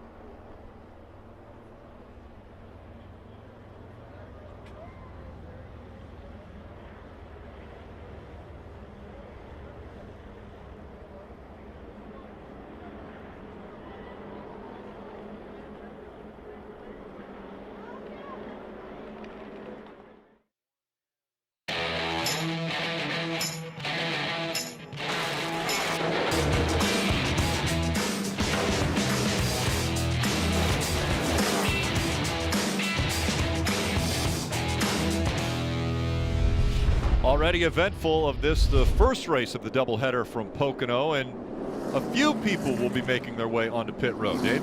One of those is Chase Elliott. His crew chief, Alan Gustafson, just told him we're not in a great position strategy-wise right now, so I want to put 4 tires on it, work on the car. You saw a chassis adjustment there, and then make something happen later. The race isn't over. There's still strategies to be played. Right now, they're not in a good spot, so put the car in the best spot and see if they can work something out in the future. So again, not a lot of takers on pit road, but there are a lot of people having fun in the infield, and Jack, you're right there with them. Now this is my kind of camping right here. We walked up on this group of high school buddies from upstate New York. This is their one trip per year they come out here. Of course, it's always nice when you're guaranteed the best seat in the house. Only problem is none of us could figure out where this bonfire of beers came from, Rick. Nobody wants to take credit for that, I'm sure, but enjoying a great weekend here at Pocono. You take credit. That's a masterpiece, Rick. Yeah, I would have been bragging about it, actually. Man. Like that's a pretty good monument there for those high school buddies. But Steve, obviously, so many strategies thing. I know that smoke's been rolling out of your ears as your calculator is going with how many laps we have left and how much fuel. Yeah, and surprisingly, this has really not felt like Pocono races of the past because of all the yellows. There hasn't been a long green flag run to kind of let everything cycle out. There's been a lot of opportunity to come to pit road, which makes it more complicated for us to figure out and for the guys on pit road to figure out which strategy they want to be in. I didn't love Kyle Busch's, but he's had a couple good restarts. I think he has a chance. It's all going to come down to keeping yourself close enough on the restart. You just saw Alan Gustafson come to pit road. Does that mean gas only? Like, he has to have something up his sleeve. He knows you have to keep battling in this final stage. I think it was interesting. We saw how Kyle Larson is paying attention to all the drivers around. We'll bring our drivers in. All right, guys, were you always paying attention to what the strategy the other drivers were on? No, not really. There's a lot going on, especially in this particular race. It's way over my head if I was strapped into that race car, and I'd really need to lean on my crew chief. But one of the things that I'm most surprised by, I thought this might be another easy win for Kyle Larson. No win is easy, but I thought that he would certainly have the field covered, and it looks like these guys got a lot of pace. William Byron's right there. Kyle Busch, there's several cars, I think, in track position on him could take the win from Kyle Larson at the end of the race. I think we better be watching every single lap, every single restart for a small thing to make a difference. If you can get track position, you may not ever give it back. So we're going to have a pit stop. We're going to have restarts. Who can get that track position and then never give it up? If you get in front of Kyle Larson, how's he going to get by you unless you can get him on a restart? So I just think that the momentum and the intensity is going to pick up. This is a short race. I feel like it's added that intensity already, and it's only going to get better. Intensity. I like that word because I think that's what we're seeing already. We saw it between about 4 or 5 cars that were really fighting for position middle of the pack. Marty. Yeah, among those, Ryan Blaney and William Byron, who have had a terrific battle on the racetrack. That didn't sit so well with Ryan Blaney. Listen on the radio. Nice job there, man. 24's pissing me off the last 2 weeks. Usually when you get in the middle of 2 cars engaged, you get in trouble. Good move. Get bounced around. I don't know what he wants me to do. So doesn't Ryan Blaney date William Byron's sister? I mean, at some point, dinner conversations might need to be had here because it's 2 weeks in a row and Blaney's not very happy. We'll see how he treats William, who's a little further forward than him. I want to make sure you said that right. I think actually William Byron dates Ryan Blaney's sister. Yeah, I had it backwards. Thank you, Rick, for clearing that up. My bad. Yes. Thanks for catching that, Rick. I stay out of the dating pool, but what I do try to watch is this choose rule. You know, it was new last year. We talked a lot about it. Well, it's kind of become normal. Well, this is what it's all about. William Byron's back here in 4th, and he goes, I cannot control this race from 4th. That could be a big move, right? It's a big risk to go to the inside. He's going to have a little bit of trouble with momentum at turn 1. But, Jeff, if he can take control of the race again, it all comes down to the choose lane. He's been the guy willing to do that. Almost every restart, he's gained advantage or gained position by going to the bottom. Keeps going to that well. Let's see if ultimately he can make it work for him. And look who's up front as well in that second row, the 11 of Denny Hamlin. What kind of a pusher will he be for William Byron? Byron and Kurt Busch making up row 1. Up through the gears they go. Larson right in the back of that one car is going to push Kurt Busch and himself well clear of William Byron. Let's see where the 24 ends up. Remember, 4th when he made the decision. Can he clear the 22 off the corner? It is going to be tough. No luck He's not going to clear that 22, and he's going to have his hands full with his 12 car. If he doesn't get back in line there, he jumps up in front of Blaney again, probably further frustrating this 12 car. Yeah, I don't know who's dating who. I like them when they're mad at each other, though. It was fun to watch. And with 49 to go, Rick, I know it's going to sound crazy, but the window opens pretty soon. 4 or 5 laps, 6 laps. I expect cars on pit road. This is not a race you can wait. You have to get there, get your service. You do not want to wait for a yellow as they're 3 wide off turn 3. Gibbs boys are 3 wide. Truex on the inside. Oh, we got a battle for the lead here. Larson with a run. Looked out, didn't have the momentum to get up there. It's interesting how Larson looked that entire front straightaway. I wonder if he was almost doing that just to mess with Kurt a little bit, getting his head. Or cool his stuff off, but you would think after a caution it should be fine, right? Got through turn 1 well, down back stretch. I mean, you talk about messing with it. I mean, after the performance that this 5 car's had, he's already in everyone's head. So maybe he just wanted to show that hood a little bit. Kurt Busch is not the kind of driver that makes many mistakes. Oh, I love this. First and second. Larson gets a little bit of a run here. The 1 car is going to have the speed off the top. Pulls away a little bit. Now the draft should start to even them out. Now the 5 should catch him a little bit down here. There won't be a run for him to do anything into turn 1. See if anybody uses any brake over here. See Larson? Oh, look at Larson. In the gas early. Right up to the quarter panel. He's going to be there. Yes, he's going to get a little bit of a side draft. Now he's going to move away. Back to him again. Doing all kinds of weird things, trying to affect the air on that 1 car and improve his speed and slow down Kurt. Kurt's going to give it to him in the tunnel. Larson overdrove the corner a little bit. Can Kurt get back underneath him? All over him off the tunnel turn. Now he's to his left for a quarter panel. I think Larson has the preferred groove down here unless Kurt slides up and takes it away. He won't. Larson's going to have to speed off the top. Oh, Kurt has to lift big time. That's going to cost him a lot of speed down this front straightaway. Look at Logano. See what he does. That's a good job by Kurt being able to recover that quickly. Logano, I thought, got out from behind that 1 car because he didn't want to push him away, but he didn't have enough straightaway to continue that run. He decided to get behind him. So, guys, I'm amazed. Yeah, you always talk about the side draft, but you're talking a foot. When your front bumper gets 1 foot on that left rear quarter, but it's just like literally reaching out and pulling that guy back. It is absolutely that. When you go to the Pay the Ride go-karts and you reach over and grab your buddy's cart to slow him down, that's exactly what you're doing when you're side drafting somebody. You're grabbing that car by the rear spoiler and you're pulling him back to you. And as they usher you out of the park, you can tell them I was side drafting. We want to take a look at today's Xfinity fastest lap. Kurt Busch and Larson put some really impressive laps together. Logano, Blaney, and Byron all on the top 5, Marty. Rick, we've been watching the battle on the racetrack between Kyle Larson and Kurt Busch. How about the chess match here on pit road?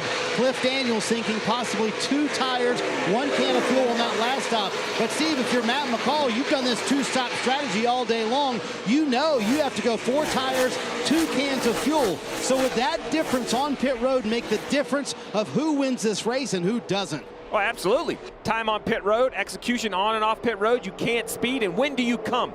Can you come and the caution comes out? That is like jackpot, hitting the lottery. Come too early, the caution doesn't come out, your tires age, you get beat on a late restart.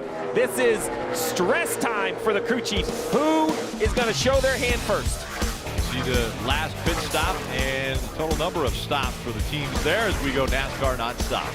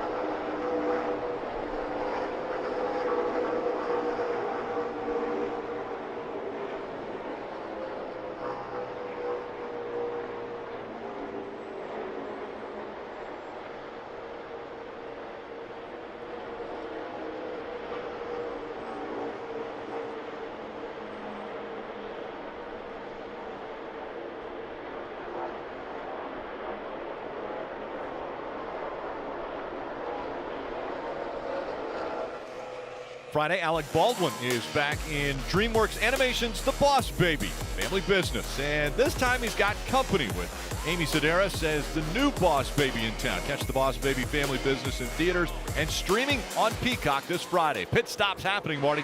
Rick, the window is open, 41 to go. Martin Truex Jr. hitting pit road. James Small making the call here. Kevin Harvick also coming down pit road. Harvick and that team just really have not been able to recover that track position they lost earlier. You see fuel only for Harvick. Right side tires for Truex. That's a great call by the 4 of Kevin Harvick. We talked about shorter stop. How do you beat these guys? Less time on pit road. Kevin Harvick trying to leapfrog the leaders. We'll see. First hand played as the leaders come off turn 4. Larson stays on the racetrack. I thought this would be the first guy to pit, but it's the second wave, the 22 of Logano, Dave.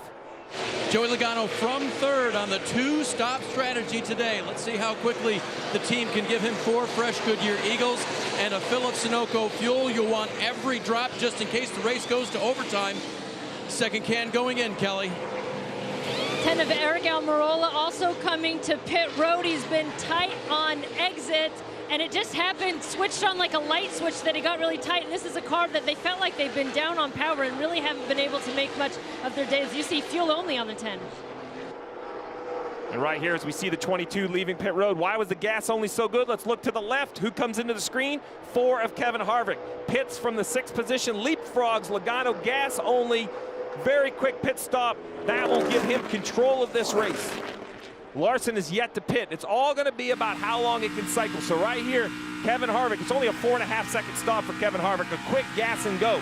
Larson right now, though, is trying to run the fastest laps he can and try to counteract this chess move, Dave.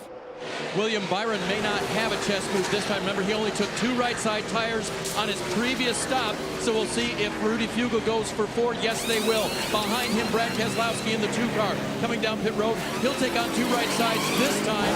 And he will only take 2, Marty. Ryan Blaney with a nice run, but they're going to go 4 tires here, 2 cans of fuel. So it's going to be a bit of a longer stop. Matt DiBenedetto in front of them coming down pit road. So you'll wonder how much track position they're going to lose here in the 12 by taking 4 versus Harvick, who a moment ago went fuel only.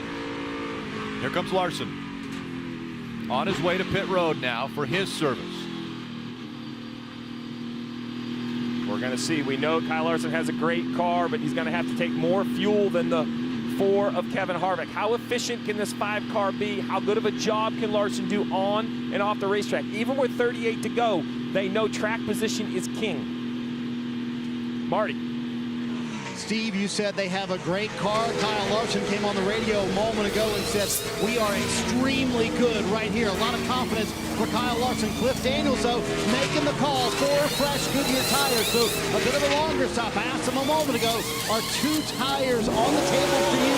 He said yes, but I might go with 4. He's made that call. 4 tires. We'll see where he cycles out. First pit stall actually a disadvantage this time because you'll exit pit road a little bit slower. Harvick to your left, Larson to your right. Harvick gas only. He's got to have momentum. Can he roll around the outside of the 5 car on the exit of turn 1? Takes a little bit for these cars to get up to speed. It looks to me, though, that Kyle Larson held serve. That's a great job running very fast laps as the leader. Even with a longer stop, he held what will be the lead eventually. Right, we've talked a lot about Kyle Larson and what he's done on the racetrack, but think about how good that pit crew has been. No one's made mistakes on this team, Dave. Alex Bowman's Hendrick Motorsports car, 2 right side tires, and he's out of here. Marty.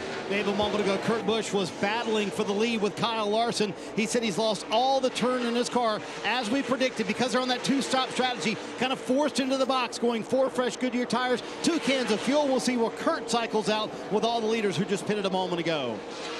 Denny Hamlin's name still at the top of the chart right now with Kyle Busch behind him. But they still have to come to pit road. And we talked about mistakes on pit road. The 21 currently on pit road serving penalty because of this. Matt DiBenedetto goes to leave. Oh, gas can leaves and slides. You see right there, slides just over the front of the pit box. If it would have fell and stayed in their pit box, no problem. But as soon as that car crosses the line with the gas can installed, that's removing equipment. That's a penalty. The 21 car, man, that just ruins a good day right there. Execution. So frustration. We're seeing teams here. Denny Hamlin still has to come to pit road. Out front.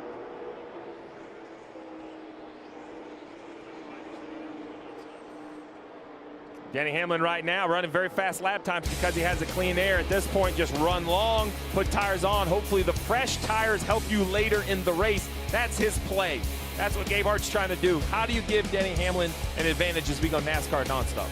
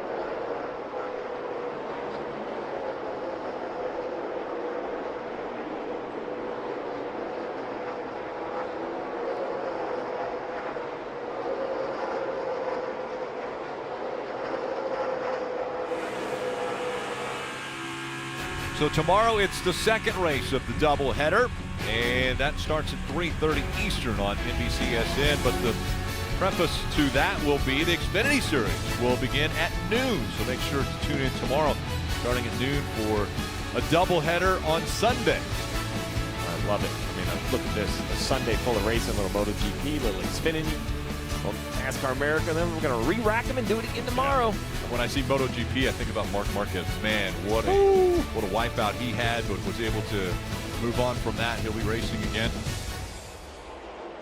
18 of Kyle Busch. We heard his crew chief talk about, hey, man, our whole plan is going to be a short fill on our final stop, try to get a little track position.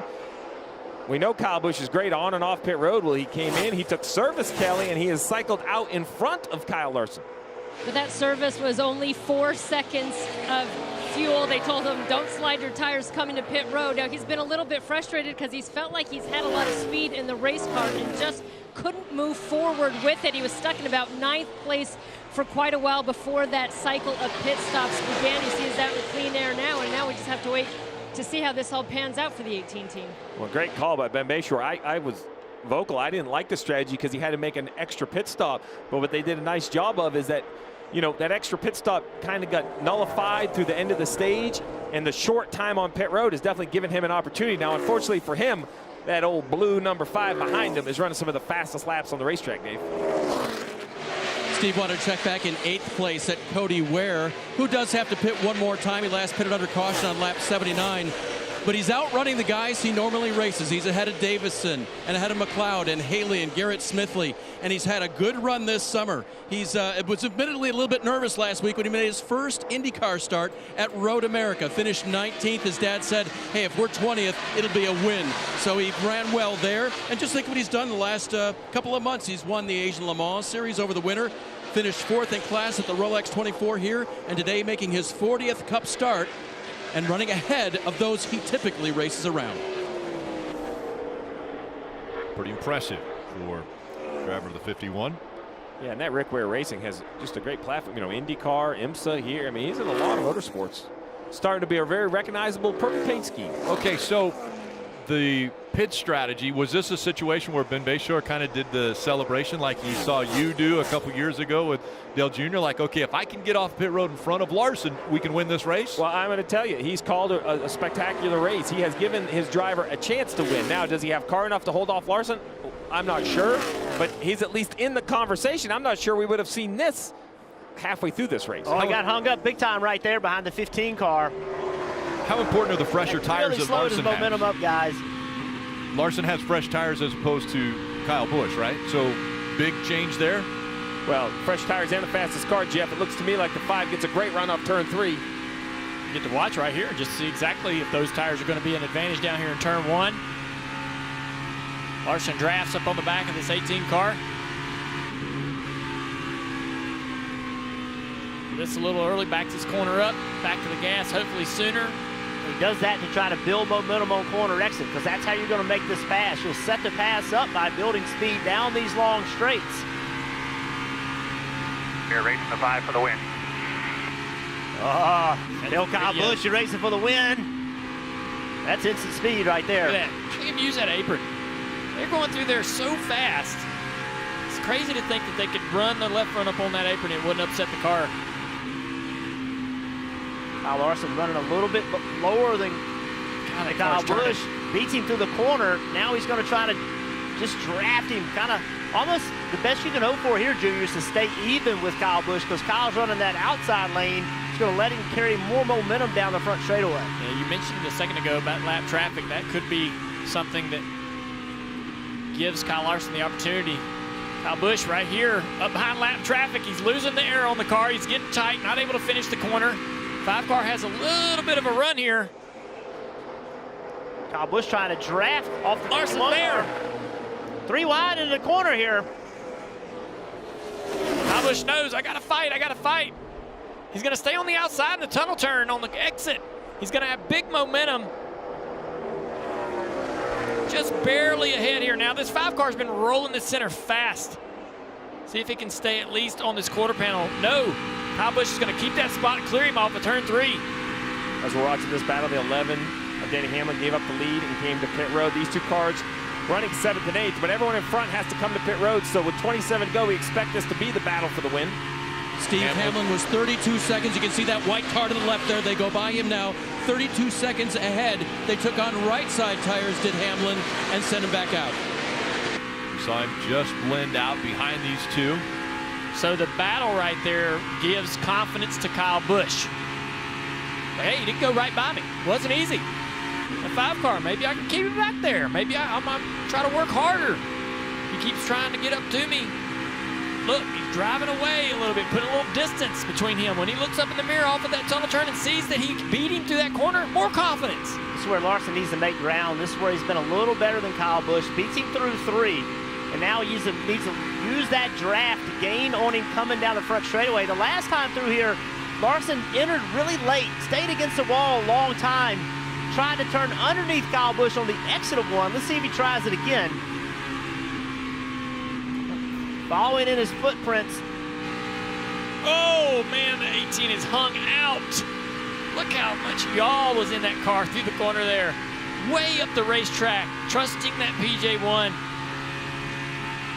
Incredible. It's like you said earlier, though, guys, right? If he can't get to that left rear quarter panel, he actually just shoves him away from him on the corner exit. That could have been a situation that cost one of them a little bit of time. Both of them get through there good. Passing a car in the tunnel turn is never preferred. Didn't slow either one of them down. Once again, Kyle Larson back to the bottom. Gains a lot of room on him through the middle of the corner. That's Still think he needs to keep doing that because ultimately he's gaining on Kyle Busch, running that bottom. Let's hear from Kyle Busch up on that 18 radio. The 5's rolling out a little bit earlier into 1, and then back the throttle just a touch sooner after he gets a point in to make the straightaway longer. And it's the only place he's gaining, like just past center to 5/8 to 7/8 and even. That was great information because that's exactly what he's doing. Lifting early into 1, staying out a little bit later, trying to turn underneath him. And if he can ever get that right front fender to the left rear quarter panel of Kyle Busch, he'll have him where he wants him down that back straightaway. And Kyle Busch from the center of the corner off, the back end of that 18 car is hung out. Got good turn in that car, and he's driving it. He's on the edge. You see Larson's on the edge as well, working that wheel in the middle of the corner.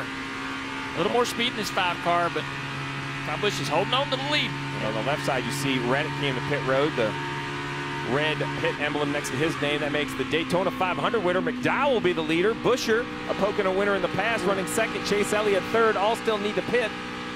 5 car missed the corner just a little bit there. Or just tried something different. You know, tried to not turn down as much. The longer he's behind Kyle Busch, and the more he tries to turn underneath him, the more he's putting pressure on those front tires, the more he's building heat in those front tires, the harder it's going to be to make this pass. So maybe that was okay, tires, I'm going to give you a break. I'm going to quit turning the thing. I'm going to run the higher line, take some pressure off of you. Look at that run he gets in the middle of 3. That's debris. Caution it out for debris. Into the tunnel. And so now it'll come down to a restart. Well, first it comes down to who's going to pit and who isn't. Okay, when you say debris, that's some debris right there. Yes. That's a big old piece of debris. So who do you want to pit? Well, McDowell, Busch, or Elliott all have to pit. So they're going to come and get some fresh tires. Hope those fresh tires work. You know, Hamlin is now closed back up to Larson's rear bumper. Bowman ran some pretty fast laps. Cody Ware stayed out, you know, caught the yellow, so he'll be able to take service under yellow, have a solid lead lap finish. You know, he was for sure would have lost a lap pitting from that situation, I believe. So brings a few different guys into it. The big question is the back half of the lead lap. You know, are new tires worth it with 23 laps to go? Someone's going to pit. You know, 13th, 14th, 15th, and when that happens, you have to. You don't want to be the last guy in old tires, right? I mean, that is a bad place to be. So Kyle Busch didn't take tires when he came to pit road the last time. Kyle Larson took 4. So you got 4 fresher tires going up against older tires. Advantage should go to the 5 team and Kyle Larson, should it not? They are, yes, but the tires aren't crazy old on the 18 car. I mean, the last time they put tires on, I want to say it was like 8 or 10 laps ago. I was looking at the data here, you know. So they are older, but it's not like they're a whole fuel run older. He didn't come in for a whole tank of gas without putting tires on it. So he only had, I think, maybe 10 or 15 green flag laps on his tires.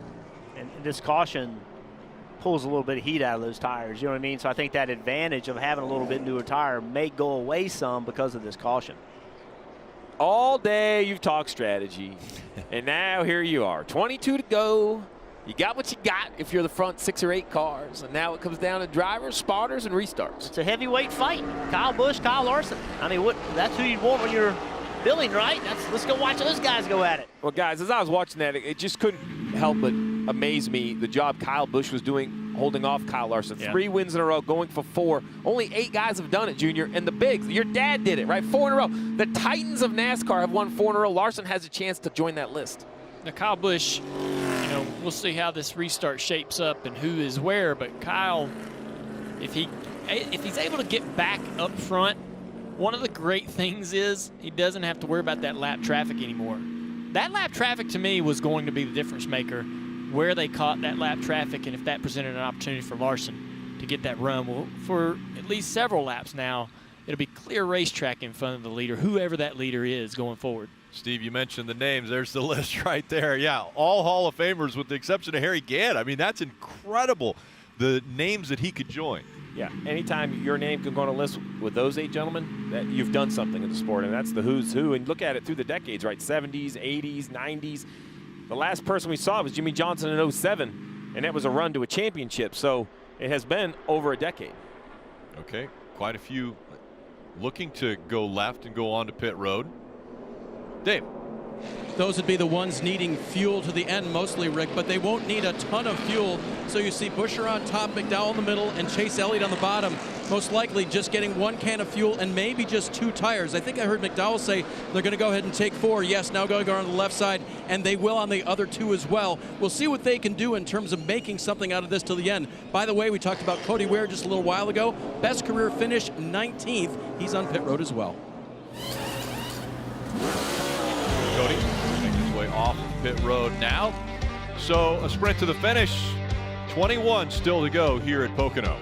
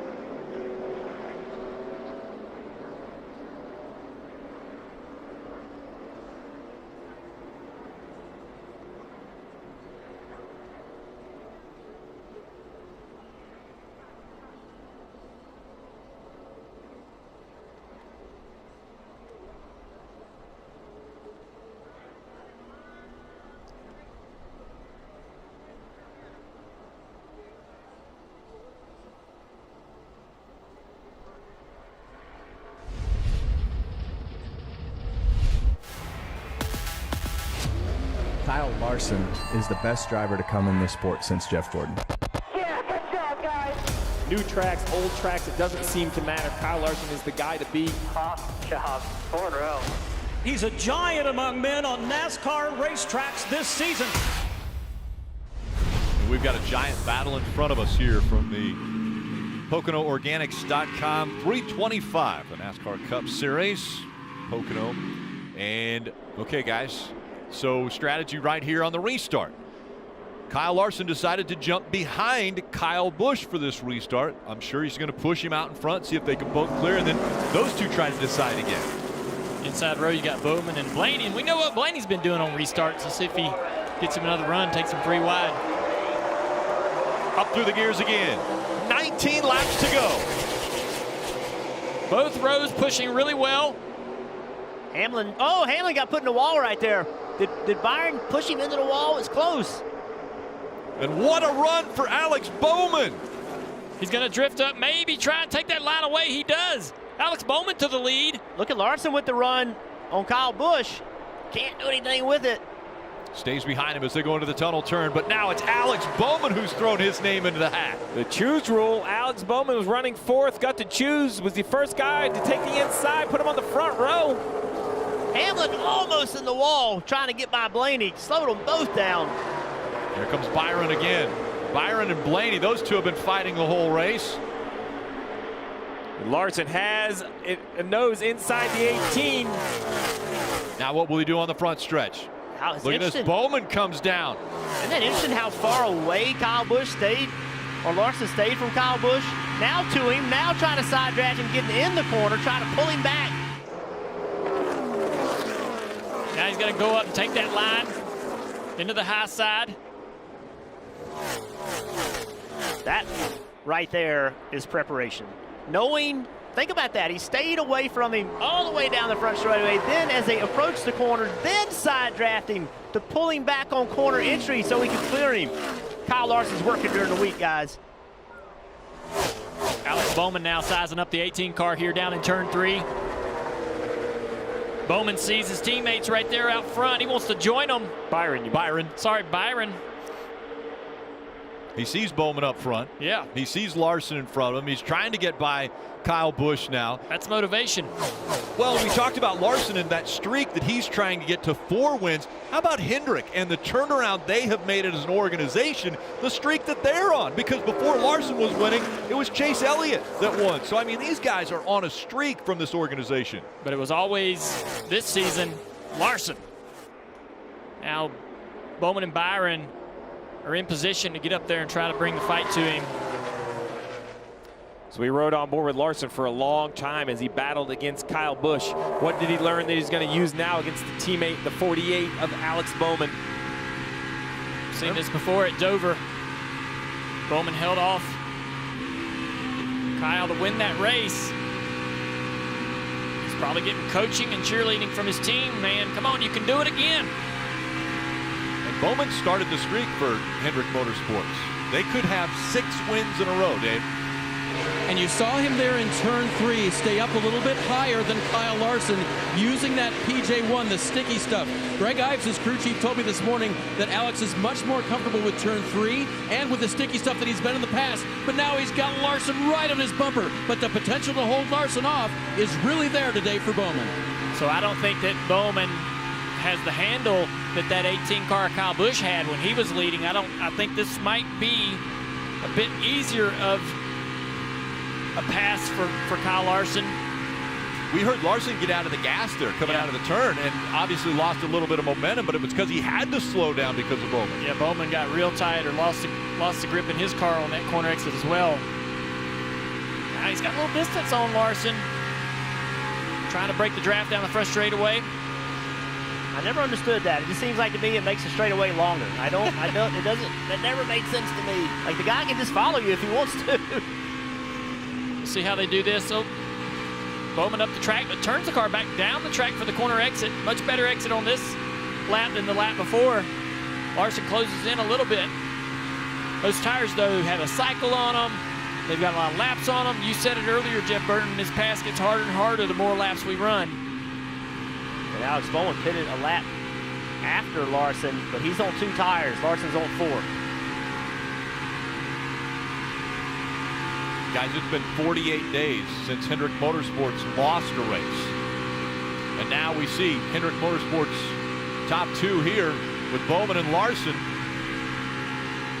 Larson Larson just staying straight, not trying to go down there with him. You go ahead. I think that's smart. You do all that extra work. You do you. I'm going to stay straight right here. Back behind these guys. Larson that time just up the racetrack, didn't even try to turn underneath him. Back behind these guys, Kyle Busch in 3rd, well clear of Byron. Marty.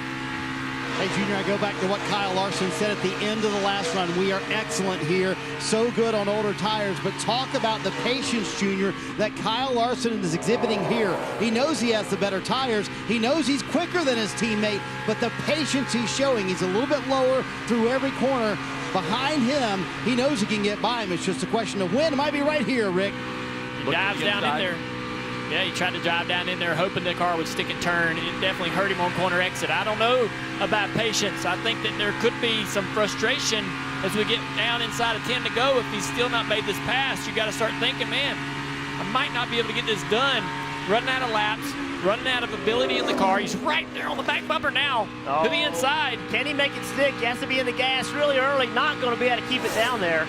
And if these two get side by side, that 18 will get a huge tow to get right back in the battle. 18's actually been as fast as these two in the front this whole run once he cleared the 24 of William Byron. But remember, it was an excellent stop and strategy call by the 48 of Alex Bowman to even put him in this position. Bowman was able to get up there. Now it was lane selection. Bowman chose the inside lane. The top two coming into that choose rule was the 18 and the 5. They chose the outside lane, and Bowman's the leader. We saw Larson follow Bowman, follow his tracks through the traction compound in turn 3 and lost a little bit of time there. Had to lift a little bit, little bobble. You got to make it hard on him here. Just keep doing what you're doing. You got preferred lane. I think there's more to Bowman learning that PJ1 in turn 3 than we've given him credit for, and he's using it again here in these turns. Yeah, Dave, taking that, running that outside lane, really not giving Kyle Larson anywhere to go. Kyle able to peek underneath him, but just can't carry the momentum down the straights to make a pass. Yeah, I've been in this situation before. You just take a look at that rear spoiler on the back of that 48, and you use that to your advantage. You put that spoiler wherever the second place car's at. Doing what you're doing here, bud. Take his line away, take his air away. I love that, Kevin Hamlin, the information. What information do you need, Junior? Let's listen to the information that Bowman's getting. Probably at the end of each straightaway or the exit of each corner. Get some info from your spotter about where that guy is behind you. Is that what you're looking for? Yeah, you can't actually watch him through the corners, so get some information about what lane he's running, where he may be gaining, because then he's more confident to use that lane again lap after lap. Hell of a job. Yeah, Larson right here had a really good turn 3. Got some momentum. Now I think he's going to try to turn underneath him. Nope, can't do it. I think Larson's car has gone away a little bit as he's pushed these tires so hard. Bowman was 0.2 of a second faster that last lap than Kyle Larson. Stay focused. That's a 66 up there. Breadman says he's going to go to the bottom when you get there. Timmy Hill up here. Depends on how they catch Timmy. He'll affect the race here for the lead. Timmy's low, out of the way. It's only going to take one bobble by that 48 to lose momentum, though, and it will be, 5 will be there. 10 laps to go. That's not far. What, 25 miles? I agree, but looking in front of that 66 car, there's not another lap car till we get to the back straightaway in the tunnel. So that's clear racetrack. If he makes a mistake, he's going to have to make it on his own. Lap traffic, I don't think, will play a role. Larson that time, man, I think higher than he's been running, and I think it worked for him. Was able to make make that ground up down the back straight. I think Larson may have learned something right there and won. There was 3 car lengths. He's trying to close that gap to 2. And Bowman missed his marks a little bit there. Bowman's been over that yellow line in the tunnel. He wasn't that time. Missed his marks just a little bit. That last Larson gain on him. That's how you're going to do it. You got to gain an inch at a time. You're not going to gain 10 feet. You got to gain a little bit every lap. But you got to pierce that. You're beating him off at 3. He gains a little off of 1, but don't change nothing. You've got preferred lane and clean air. There you go. There's the information. But you kind of, burst that beach ball y'all talked. You got to be close enough you can pull out without pushing him away. Golly, 10 to go, 9 to go. See that right there? See how high Larson is? Watch what it does. So let's see if it helps him down this back straightaway again. I wish we could see the heart rate on that 48 car. As we get to 5 to go, 4 to go, that's when the mistakes could happen. That's when the nerves. Slow draft to you. You're all good. Guys, Larson's learned something at 1. Look at how I'm telling you, he has learned something, and Bowman's going to have to respond to it. He's going to have to get a little higher on the exit of turn 1. Now you're gaining it back. It closed down to about a car length. It's been as much as 3 car lengths between these two for the lead. Now Bowman down on the bottom off turn 3. A little bit different line. Both of them lower in that corner that particular time through. Let's see what you're talking about down here in 1 and 2, Jeff. Explain what you see out of this 5 car. Watch this 48 car. He's got his left sides kind of right on the edge of that PJ1, and that 5 has, well, not that time, but that 5 had been higher. You see right here when he runs that bottom, it looks good for a little while, but then we're up the hill actually gaining there. Look at that. One back real slow. Great You're shots good. from my Geico aerial. Yeah, look at this. He peeks to the inside. Still in line, out of line. You're still good. Still clear. Still clear. Still clear. God. Now he loses all that ground. But so what we just learned is I thought Larson had gained something and learned something. Keep working on it.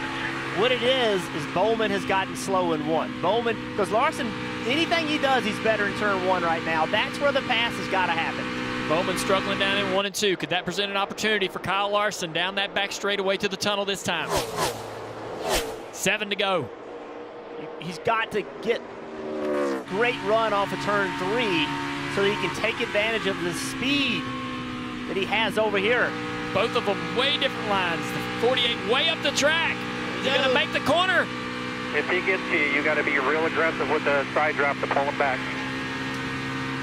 Alex Bowman, though, guys, got that contract extension. 3 feet lower down there. Might for 2 more years. He wants to About prove to Rick Hendrick, prove to Hendrick Motorsports that was a good decision. See, that time, every time Bowman gets his left side over that yellow line, it messes Larson up. It takes that air away from Larson's car. I think Bowman needs to keep doing that. You mentioned put a heart rate monitor on the 48. What about Rick Hendrick right now? Put a heart rate monitor on him. Hey, he's got 2 cars up front. He's probably, it's a win-win either way for him. He's loving this, seeing his guys running well. Here's a lap car. Cory LaJoie out of the way. But they're going to get to him as they enter turn 1. Cory's going to stay way out of the way. He understands what's going on here. Now both of them are quite a bit higher.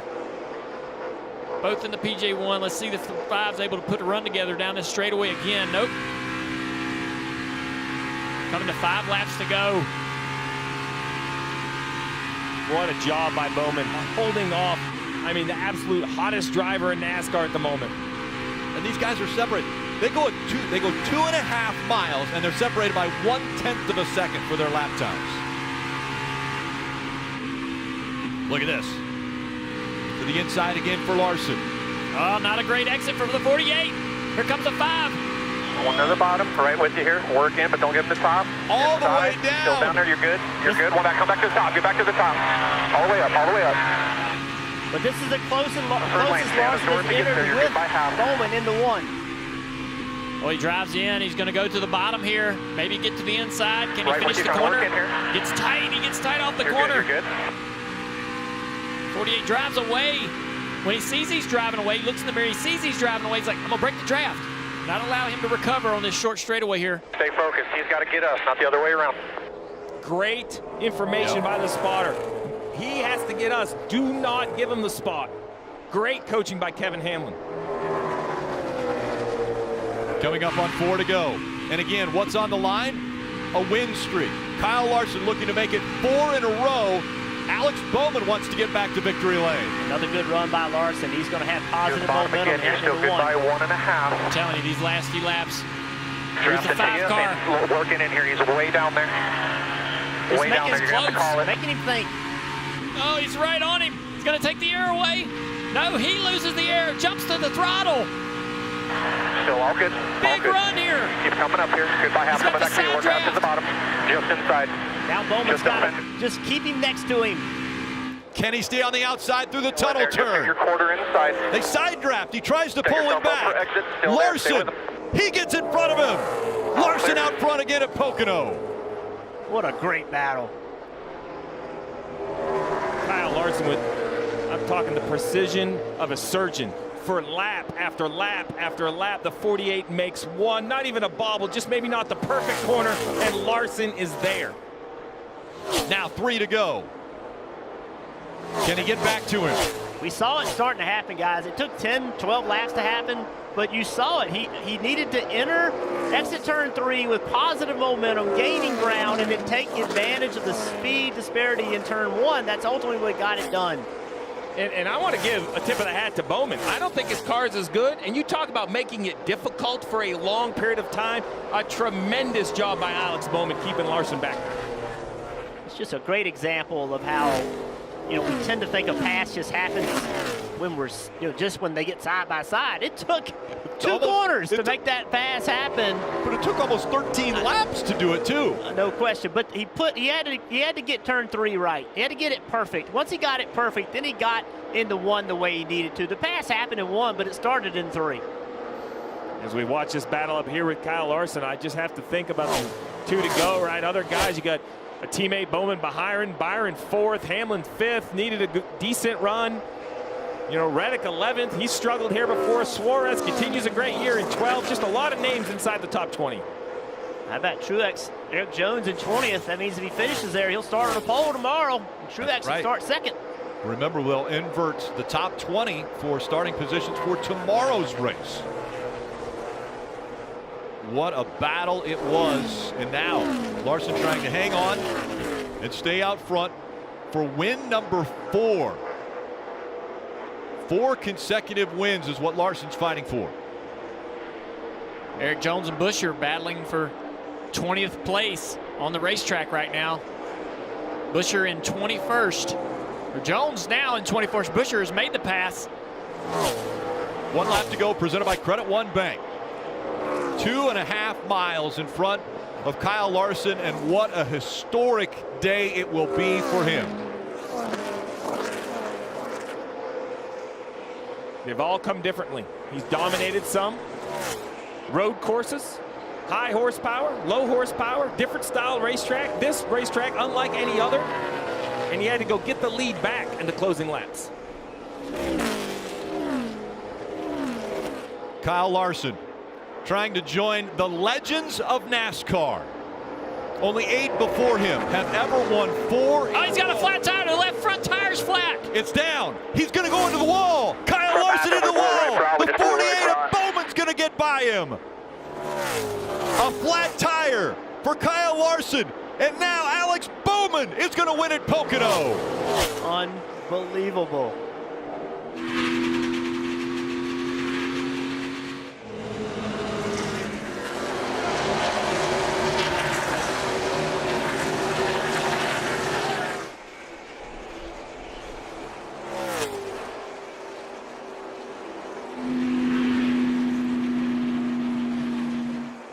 It looked as though he had a turn to go to get into the history books. And it was a flat tire that ended it. You can bring it back slower. Larson was still able to finish this race in 9th, but it was Alex Bowman, the battle that he put on with Kyle Larson to be up there and challenge for the win, and he gets it.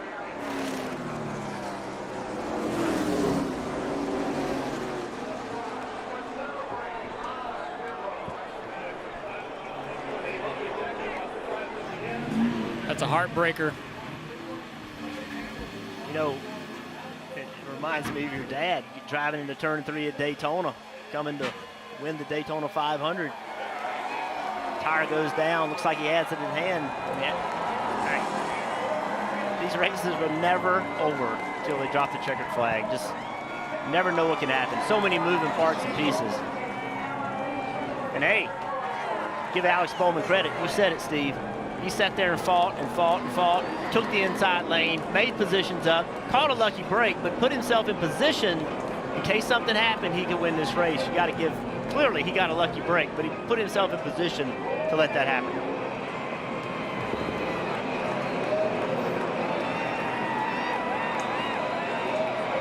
He's probably still catching his breath saying, what just happened? This checkered flag moment brought to you by Advance Auto Parts.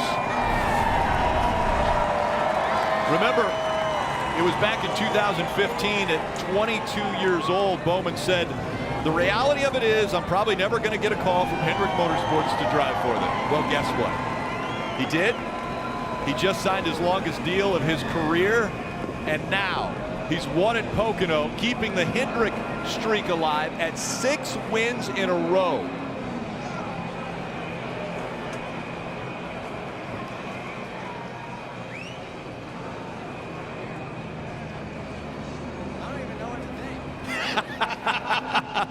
I don't even know what to think. Let's ask him. So what was your reaction when you saw the 5 going into the wall? Yeah, I hate to win one that way, but hell yeah, I'll take it. Super proud of this Ally 48 team. Man, we kind of gave the lead away. We're on 2 tires, just got super tight. Tried to hold them off as long as I could, but can't say enough about everybody at Team Hendrick right now. Body shop, engine shop, chassis shop. From top to bottom, everybody's just putting great race cars on the racetrack, and Greg and all the guys did a really good job. Man, we didn't run that good all day, so I'm kind of in shock. I don't know what to say to you guys, but it's packed. Hell yeah, so cool to see all the fans out here. Always like to come to PA. It's a cool place, beautiful weather, great day for a race. So, heck yeah, I'll take it. You actually apologized to your guys. You said, I'm sorry I lost it there on the restart, but for once, you had the luck on your side.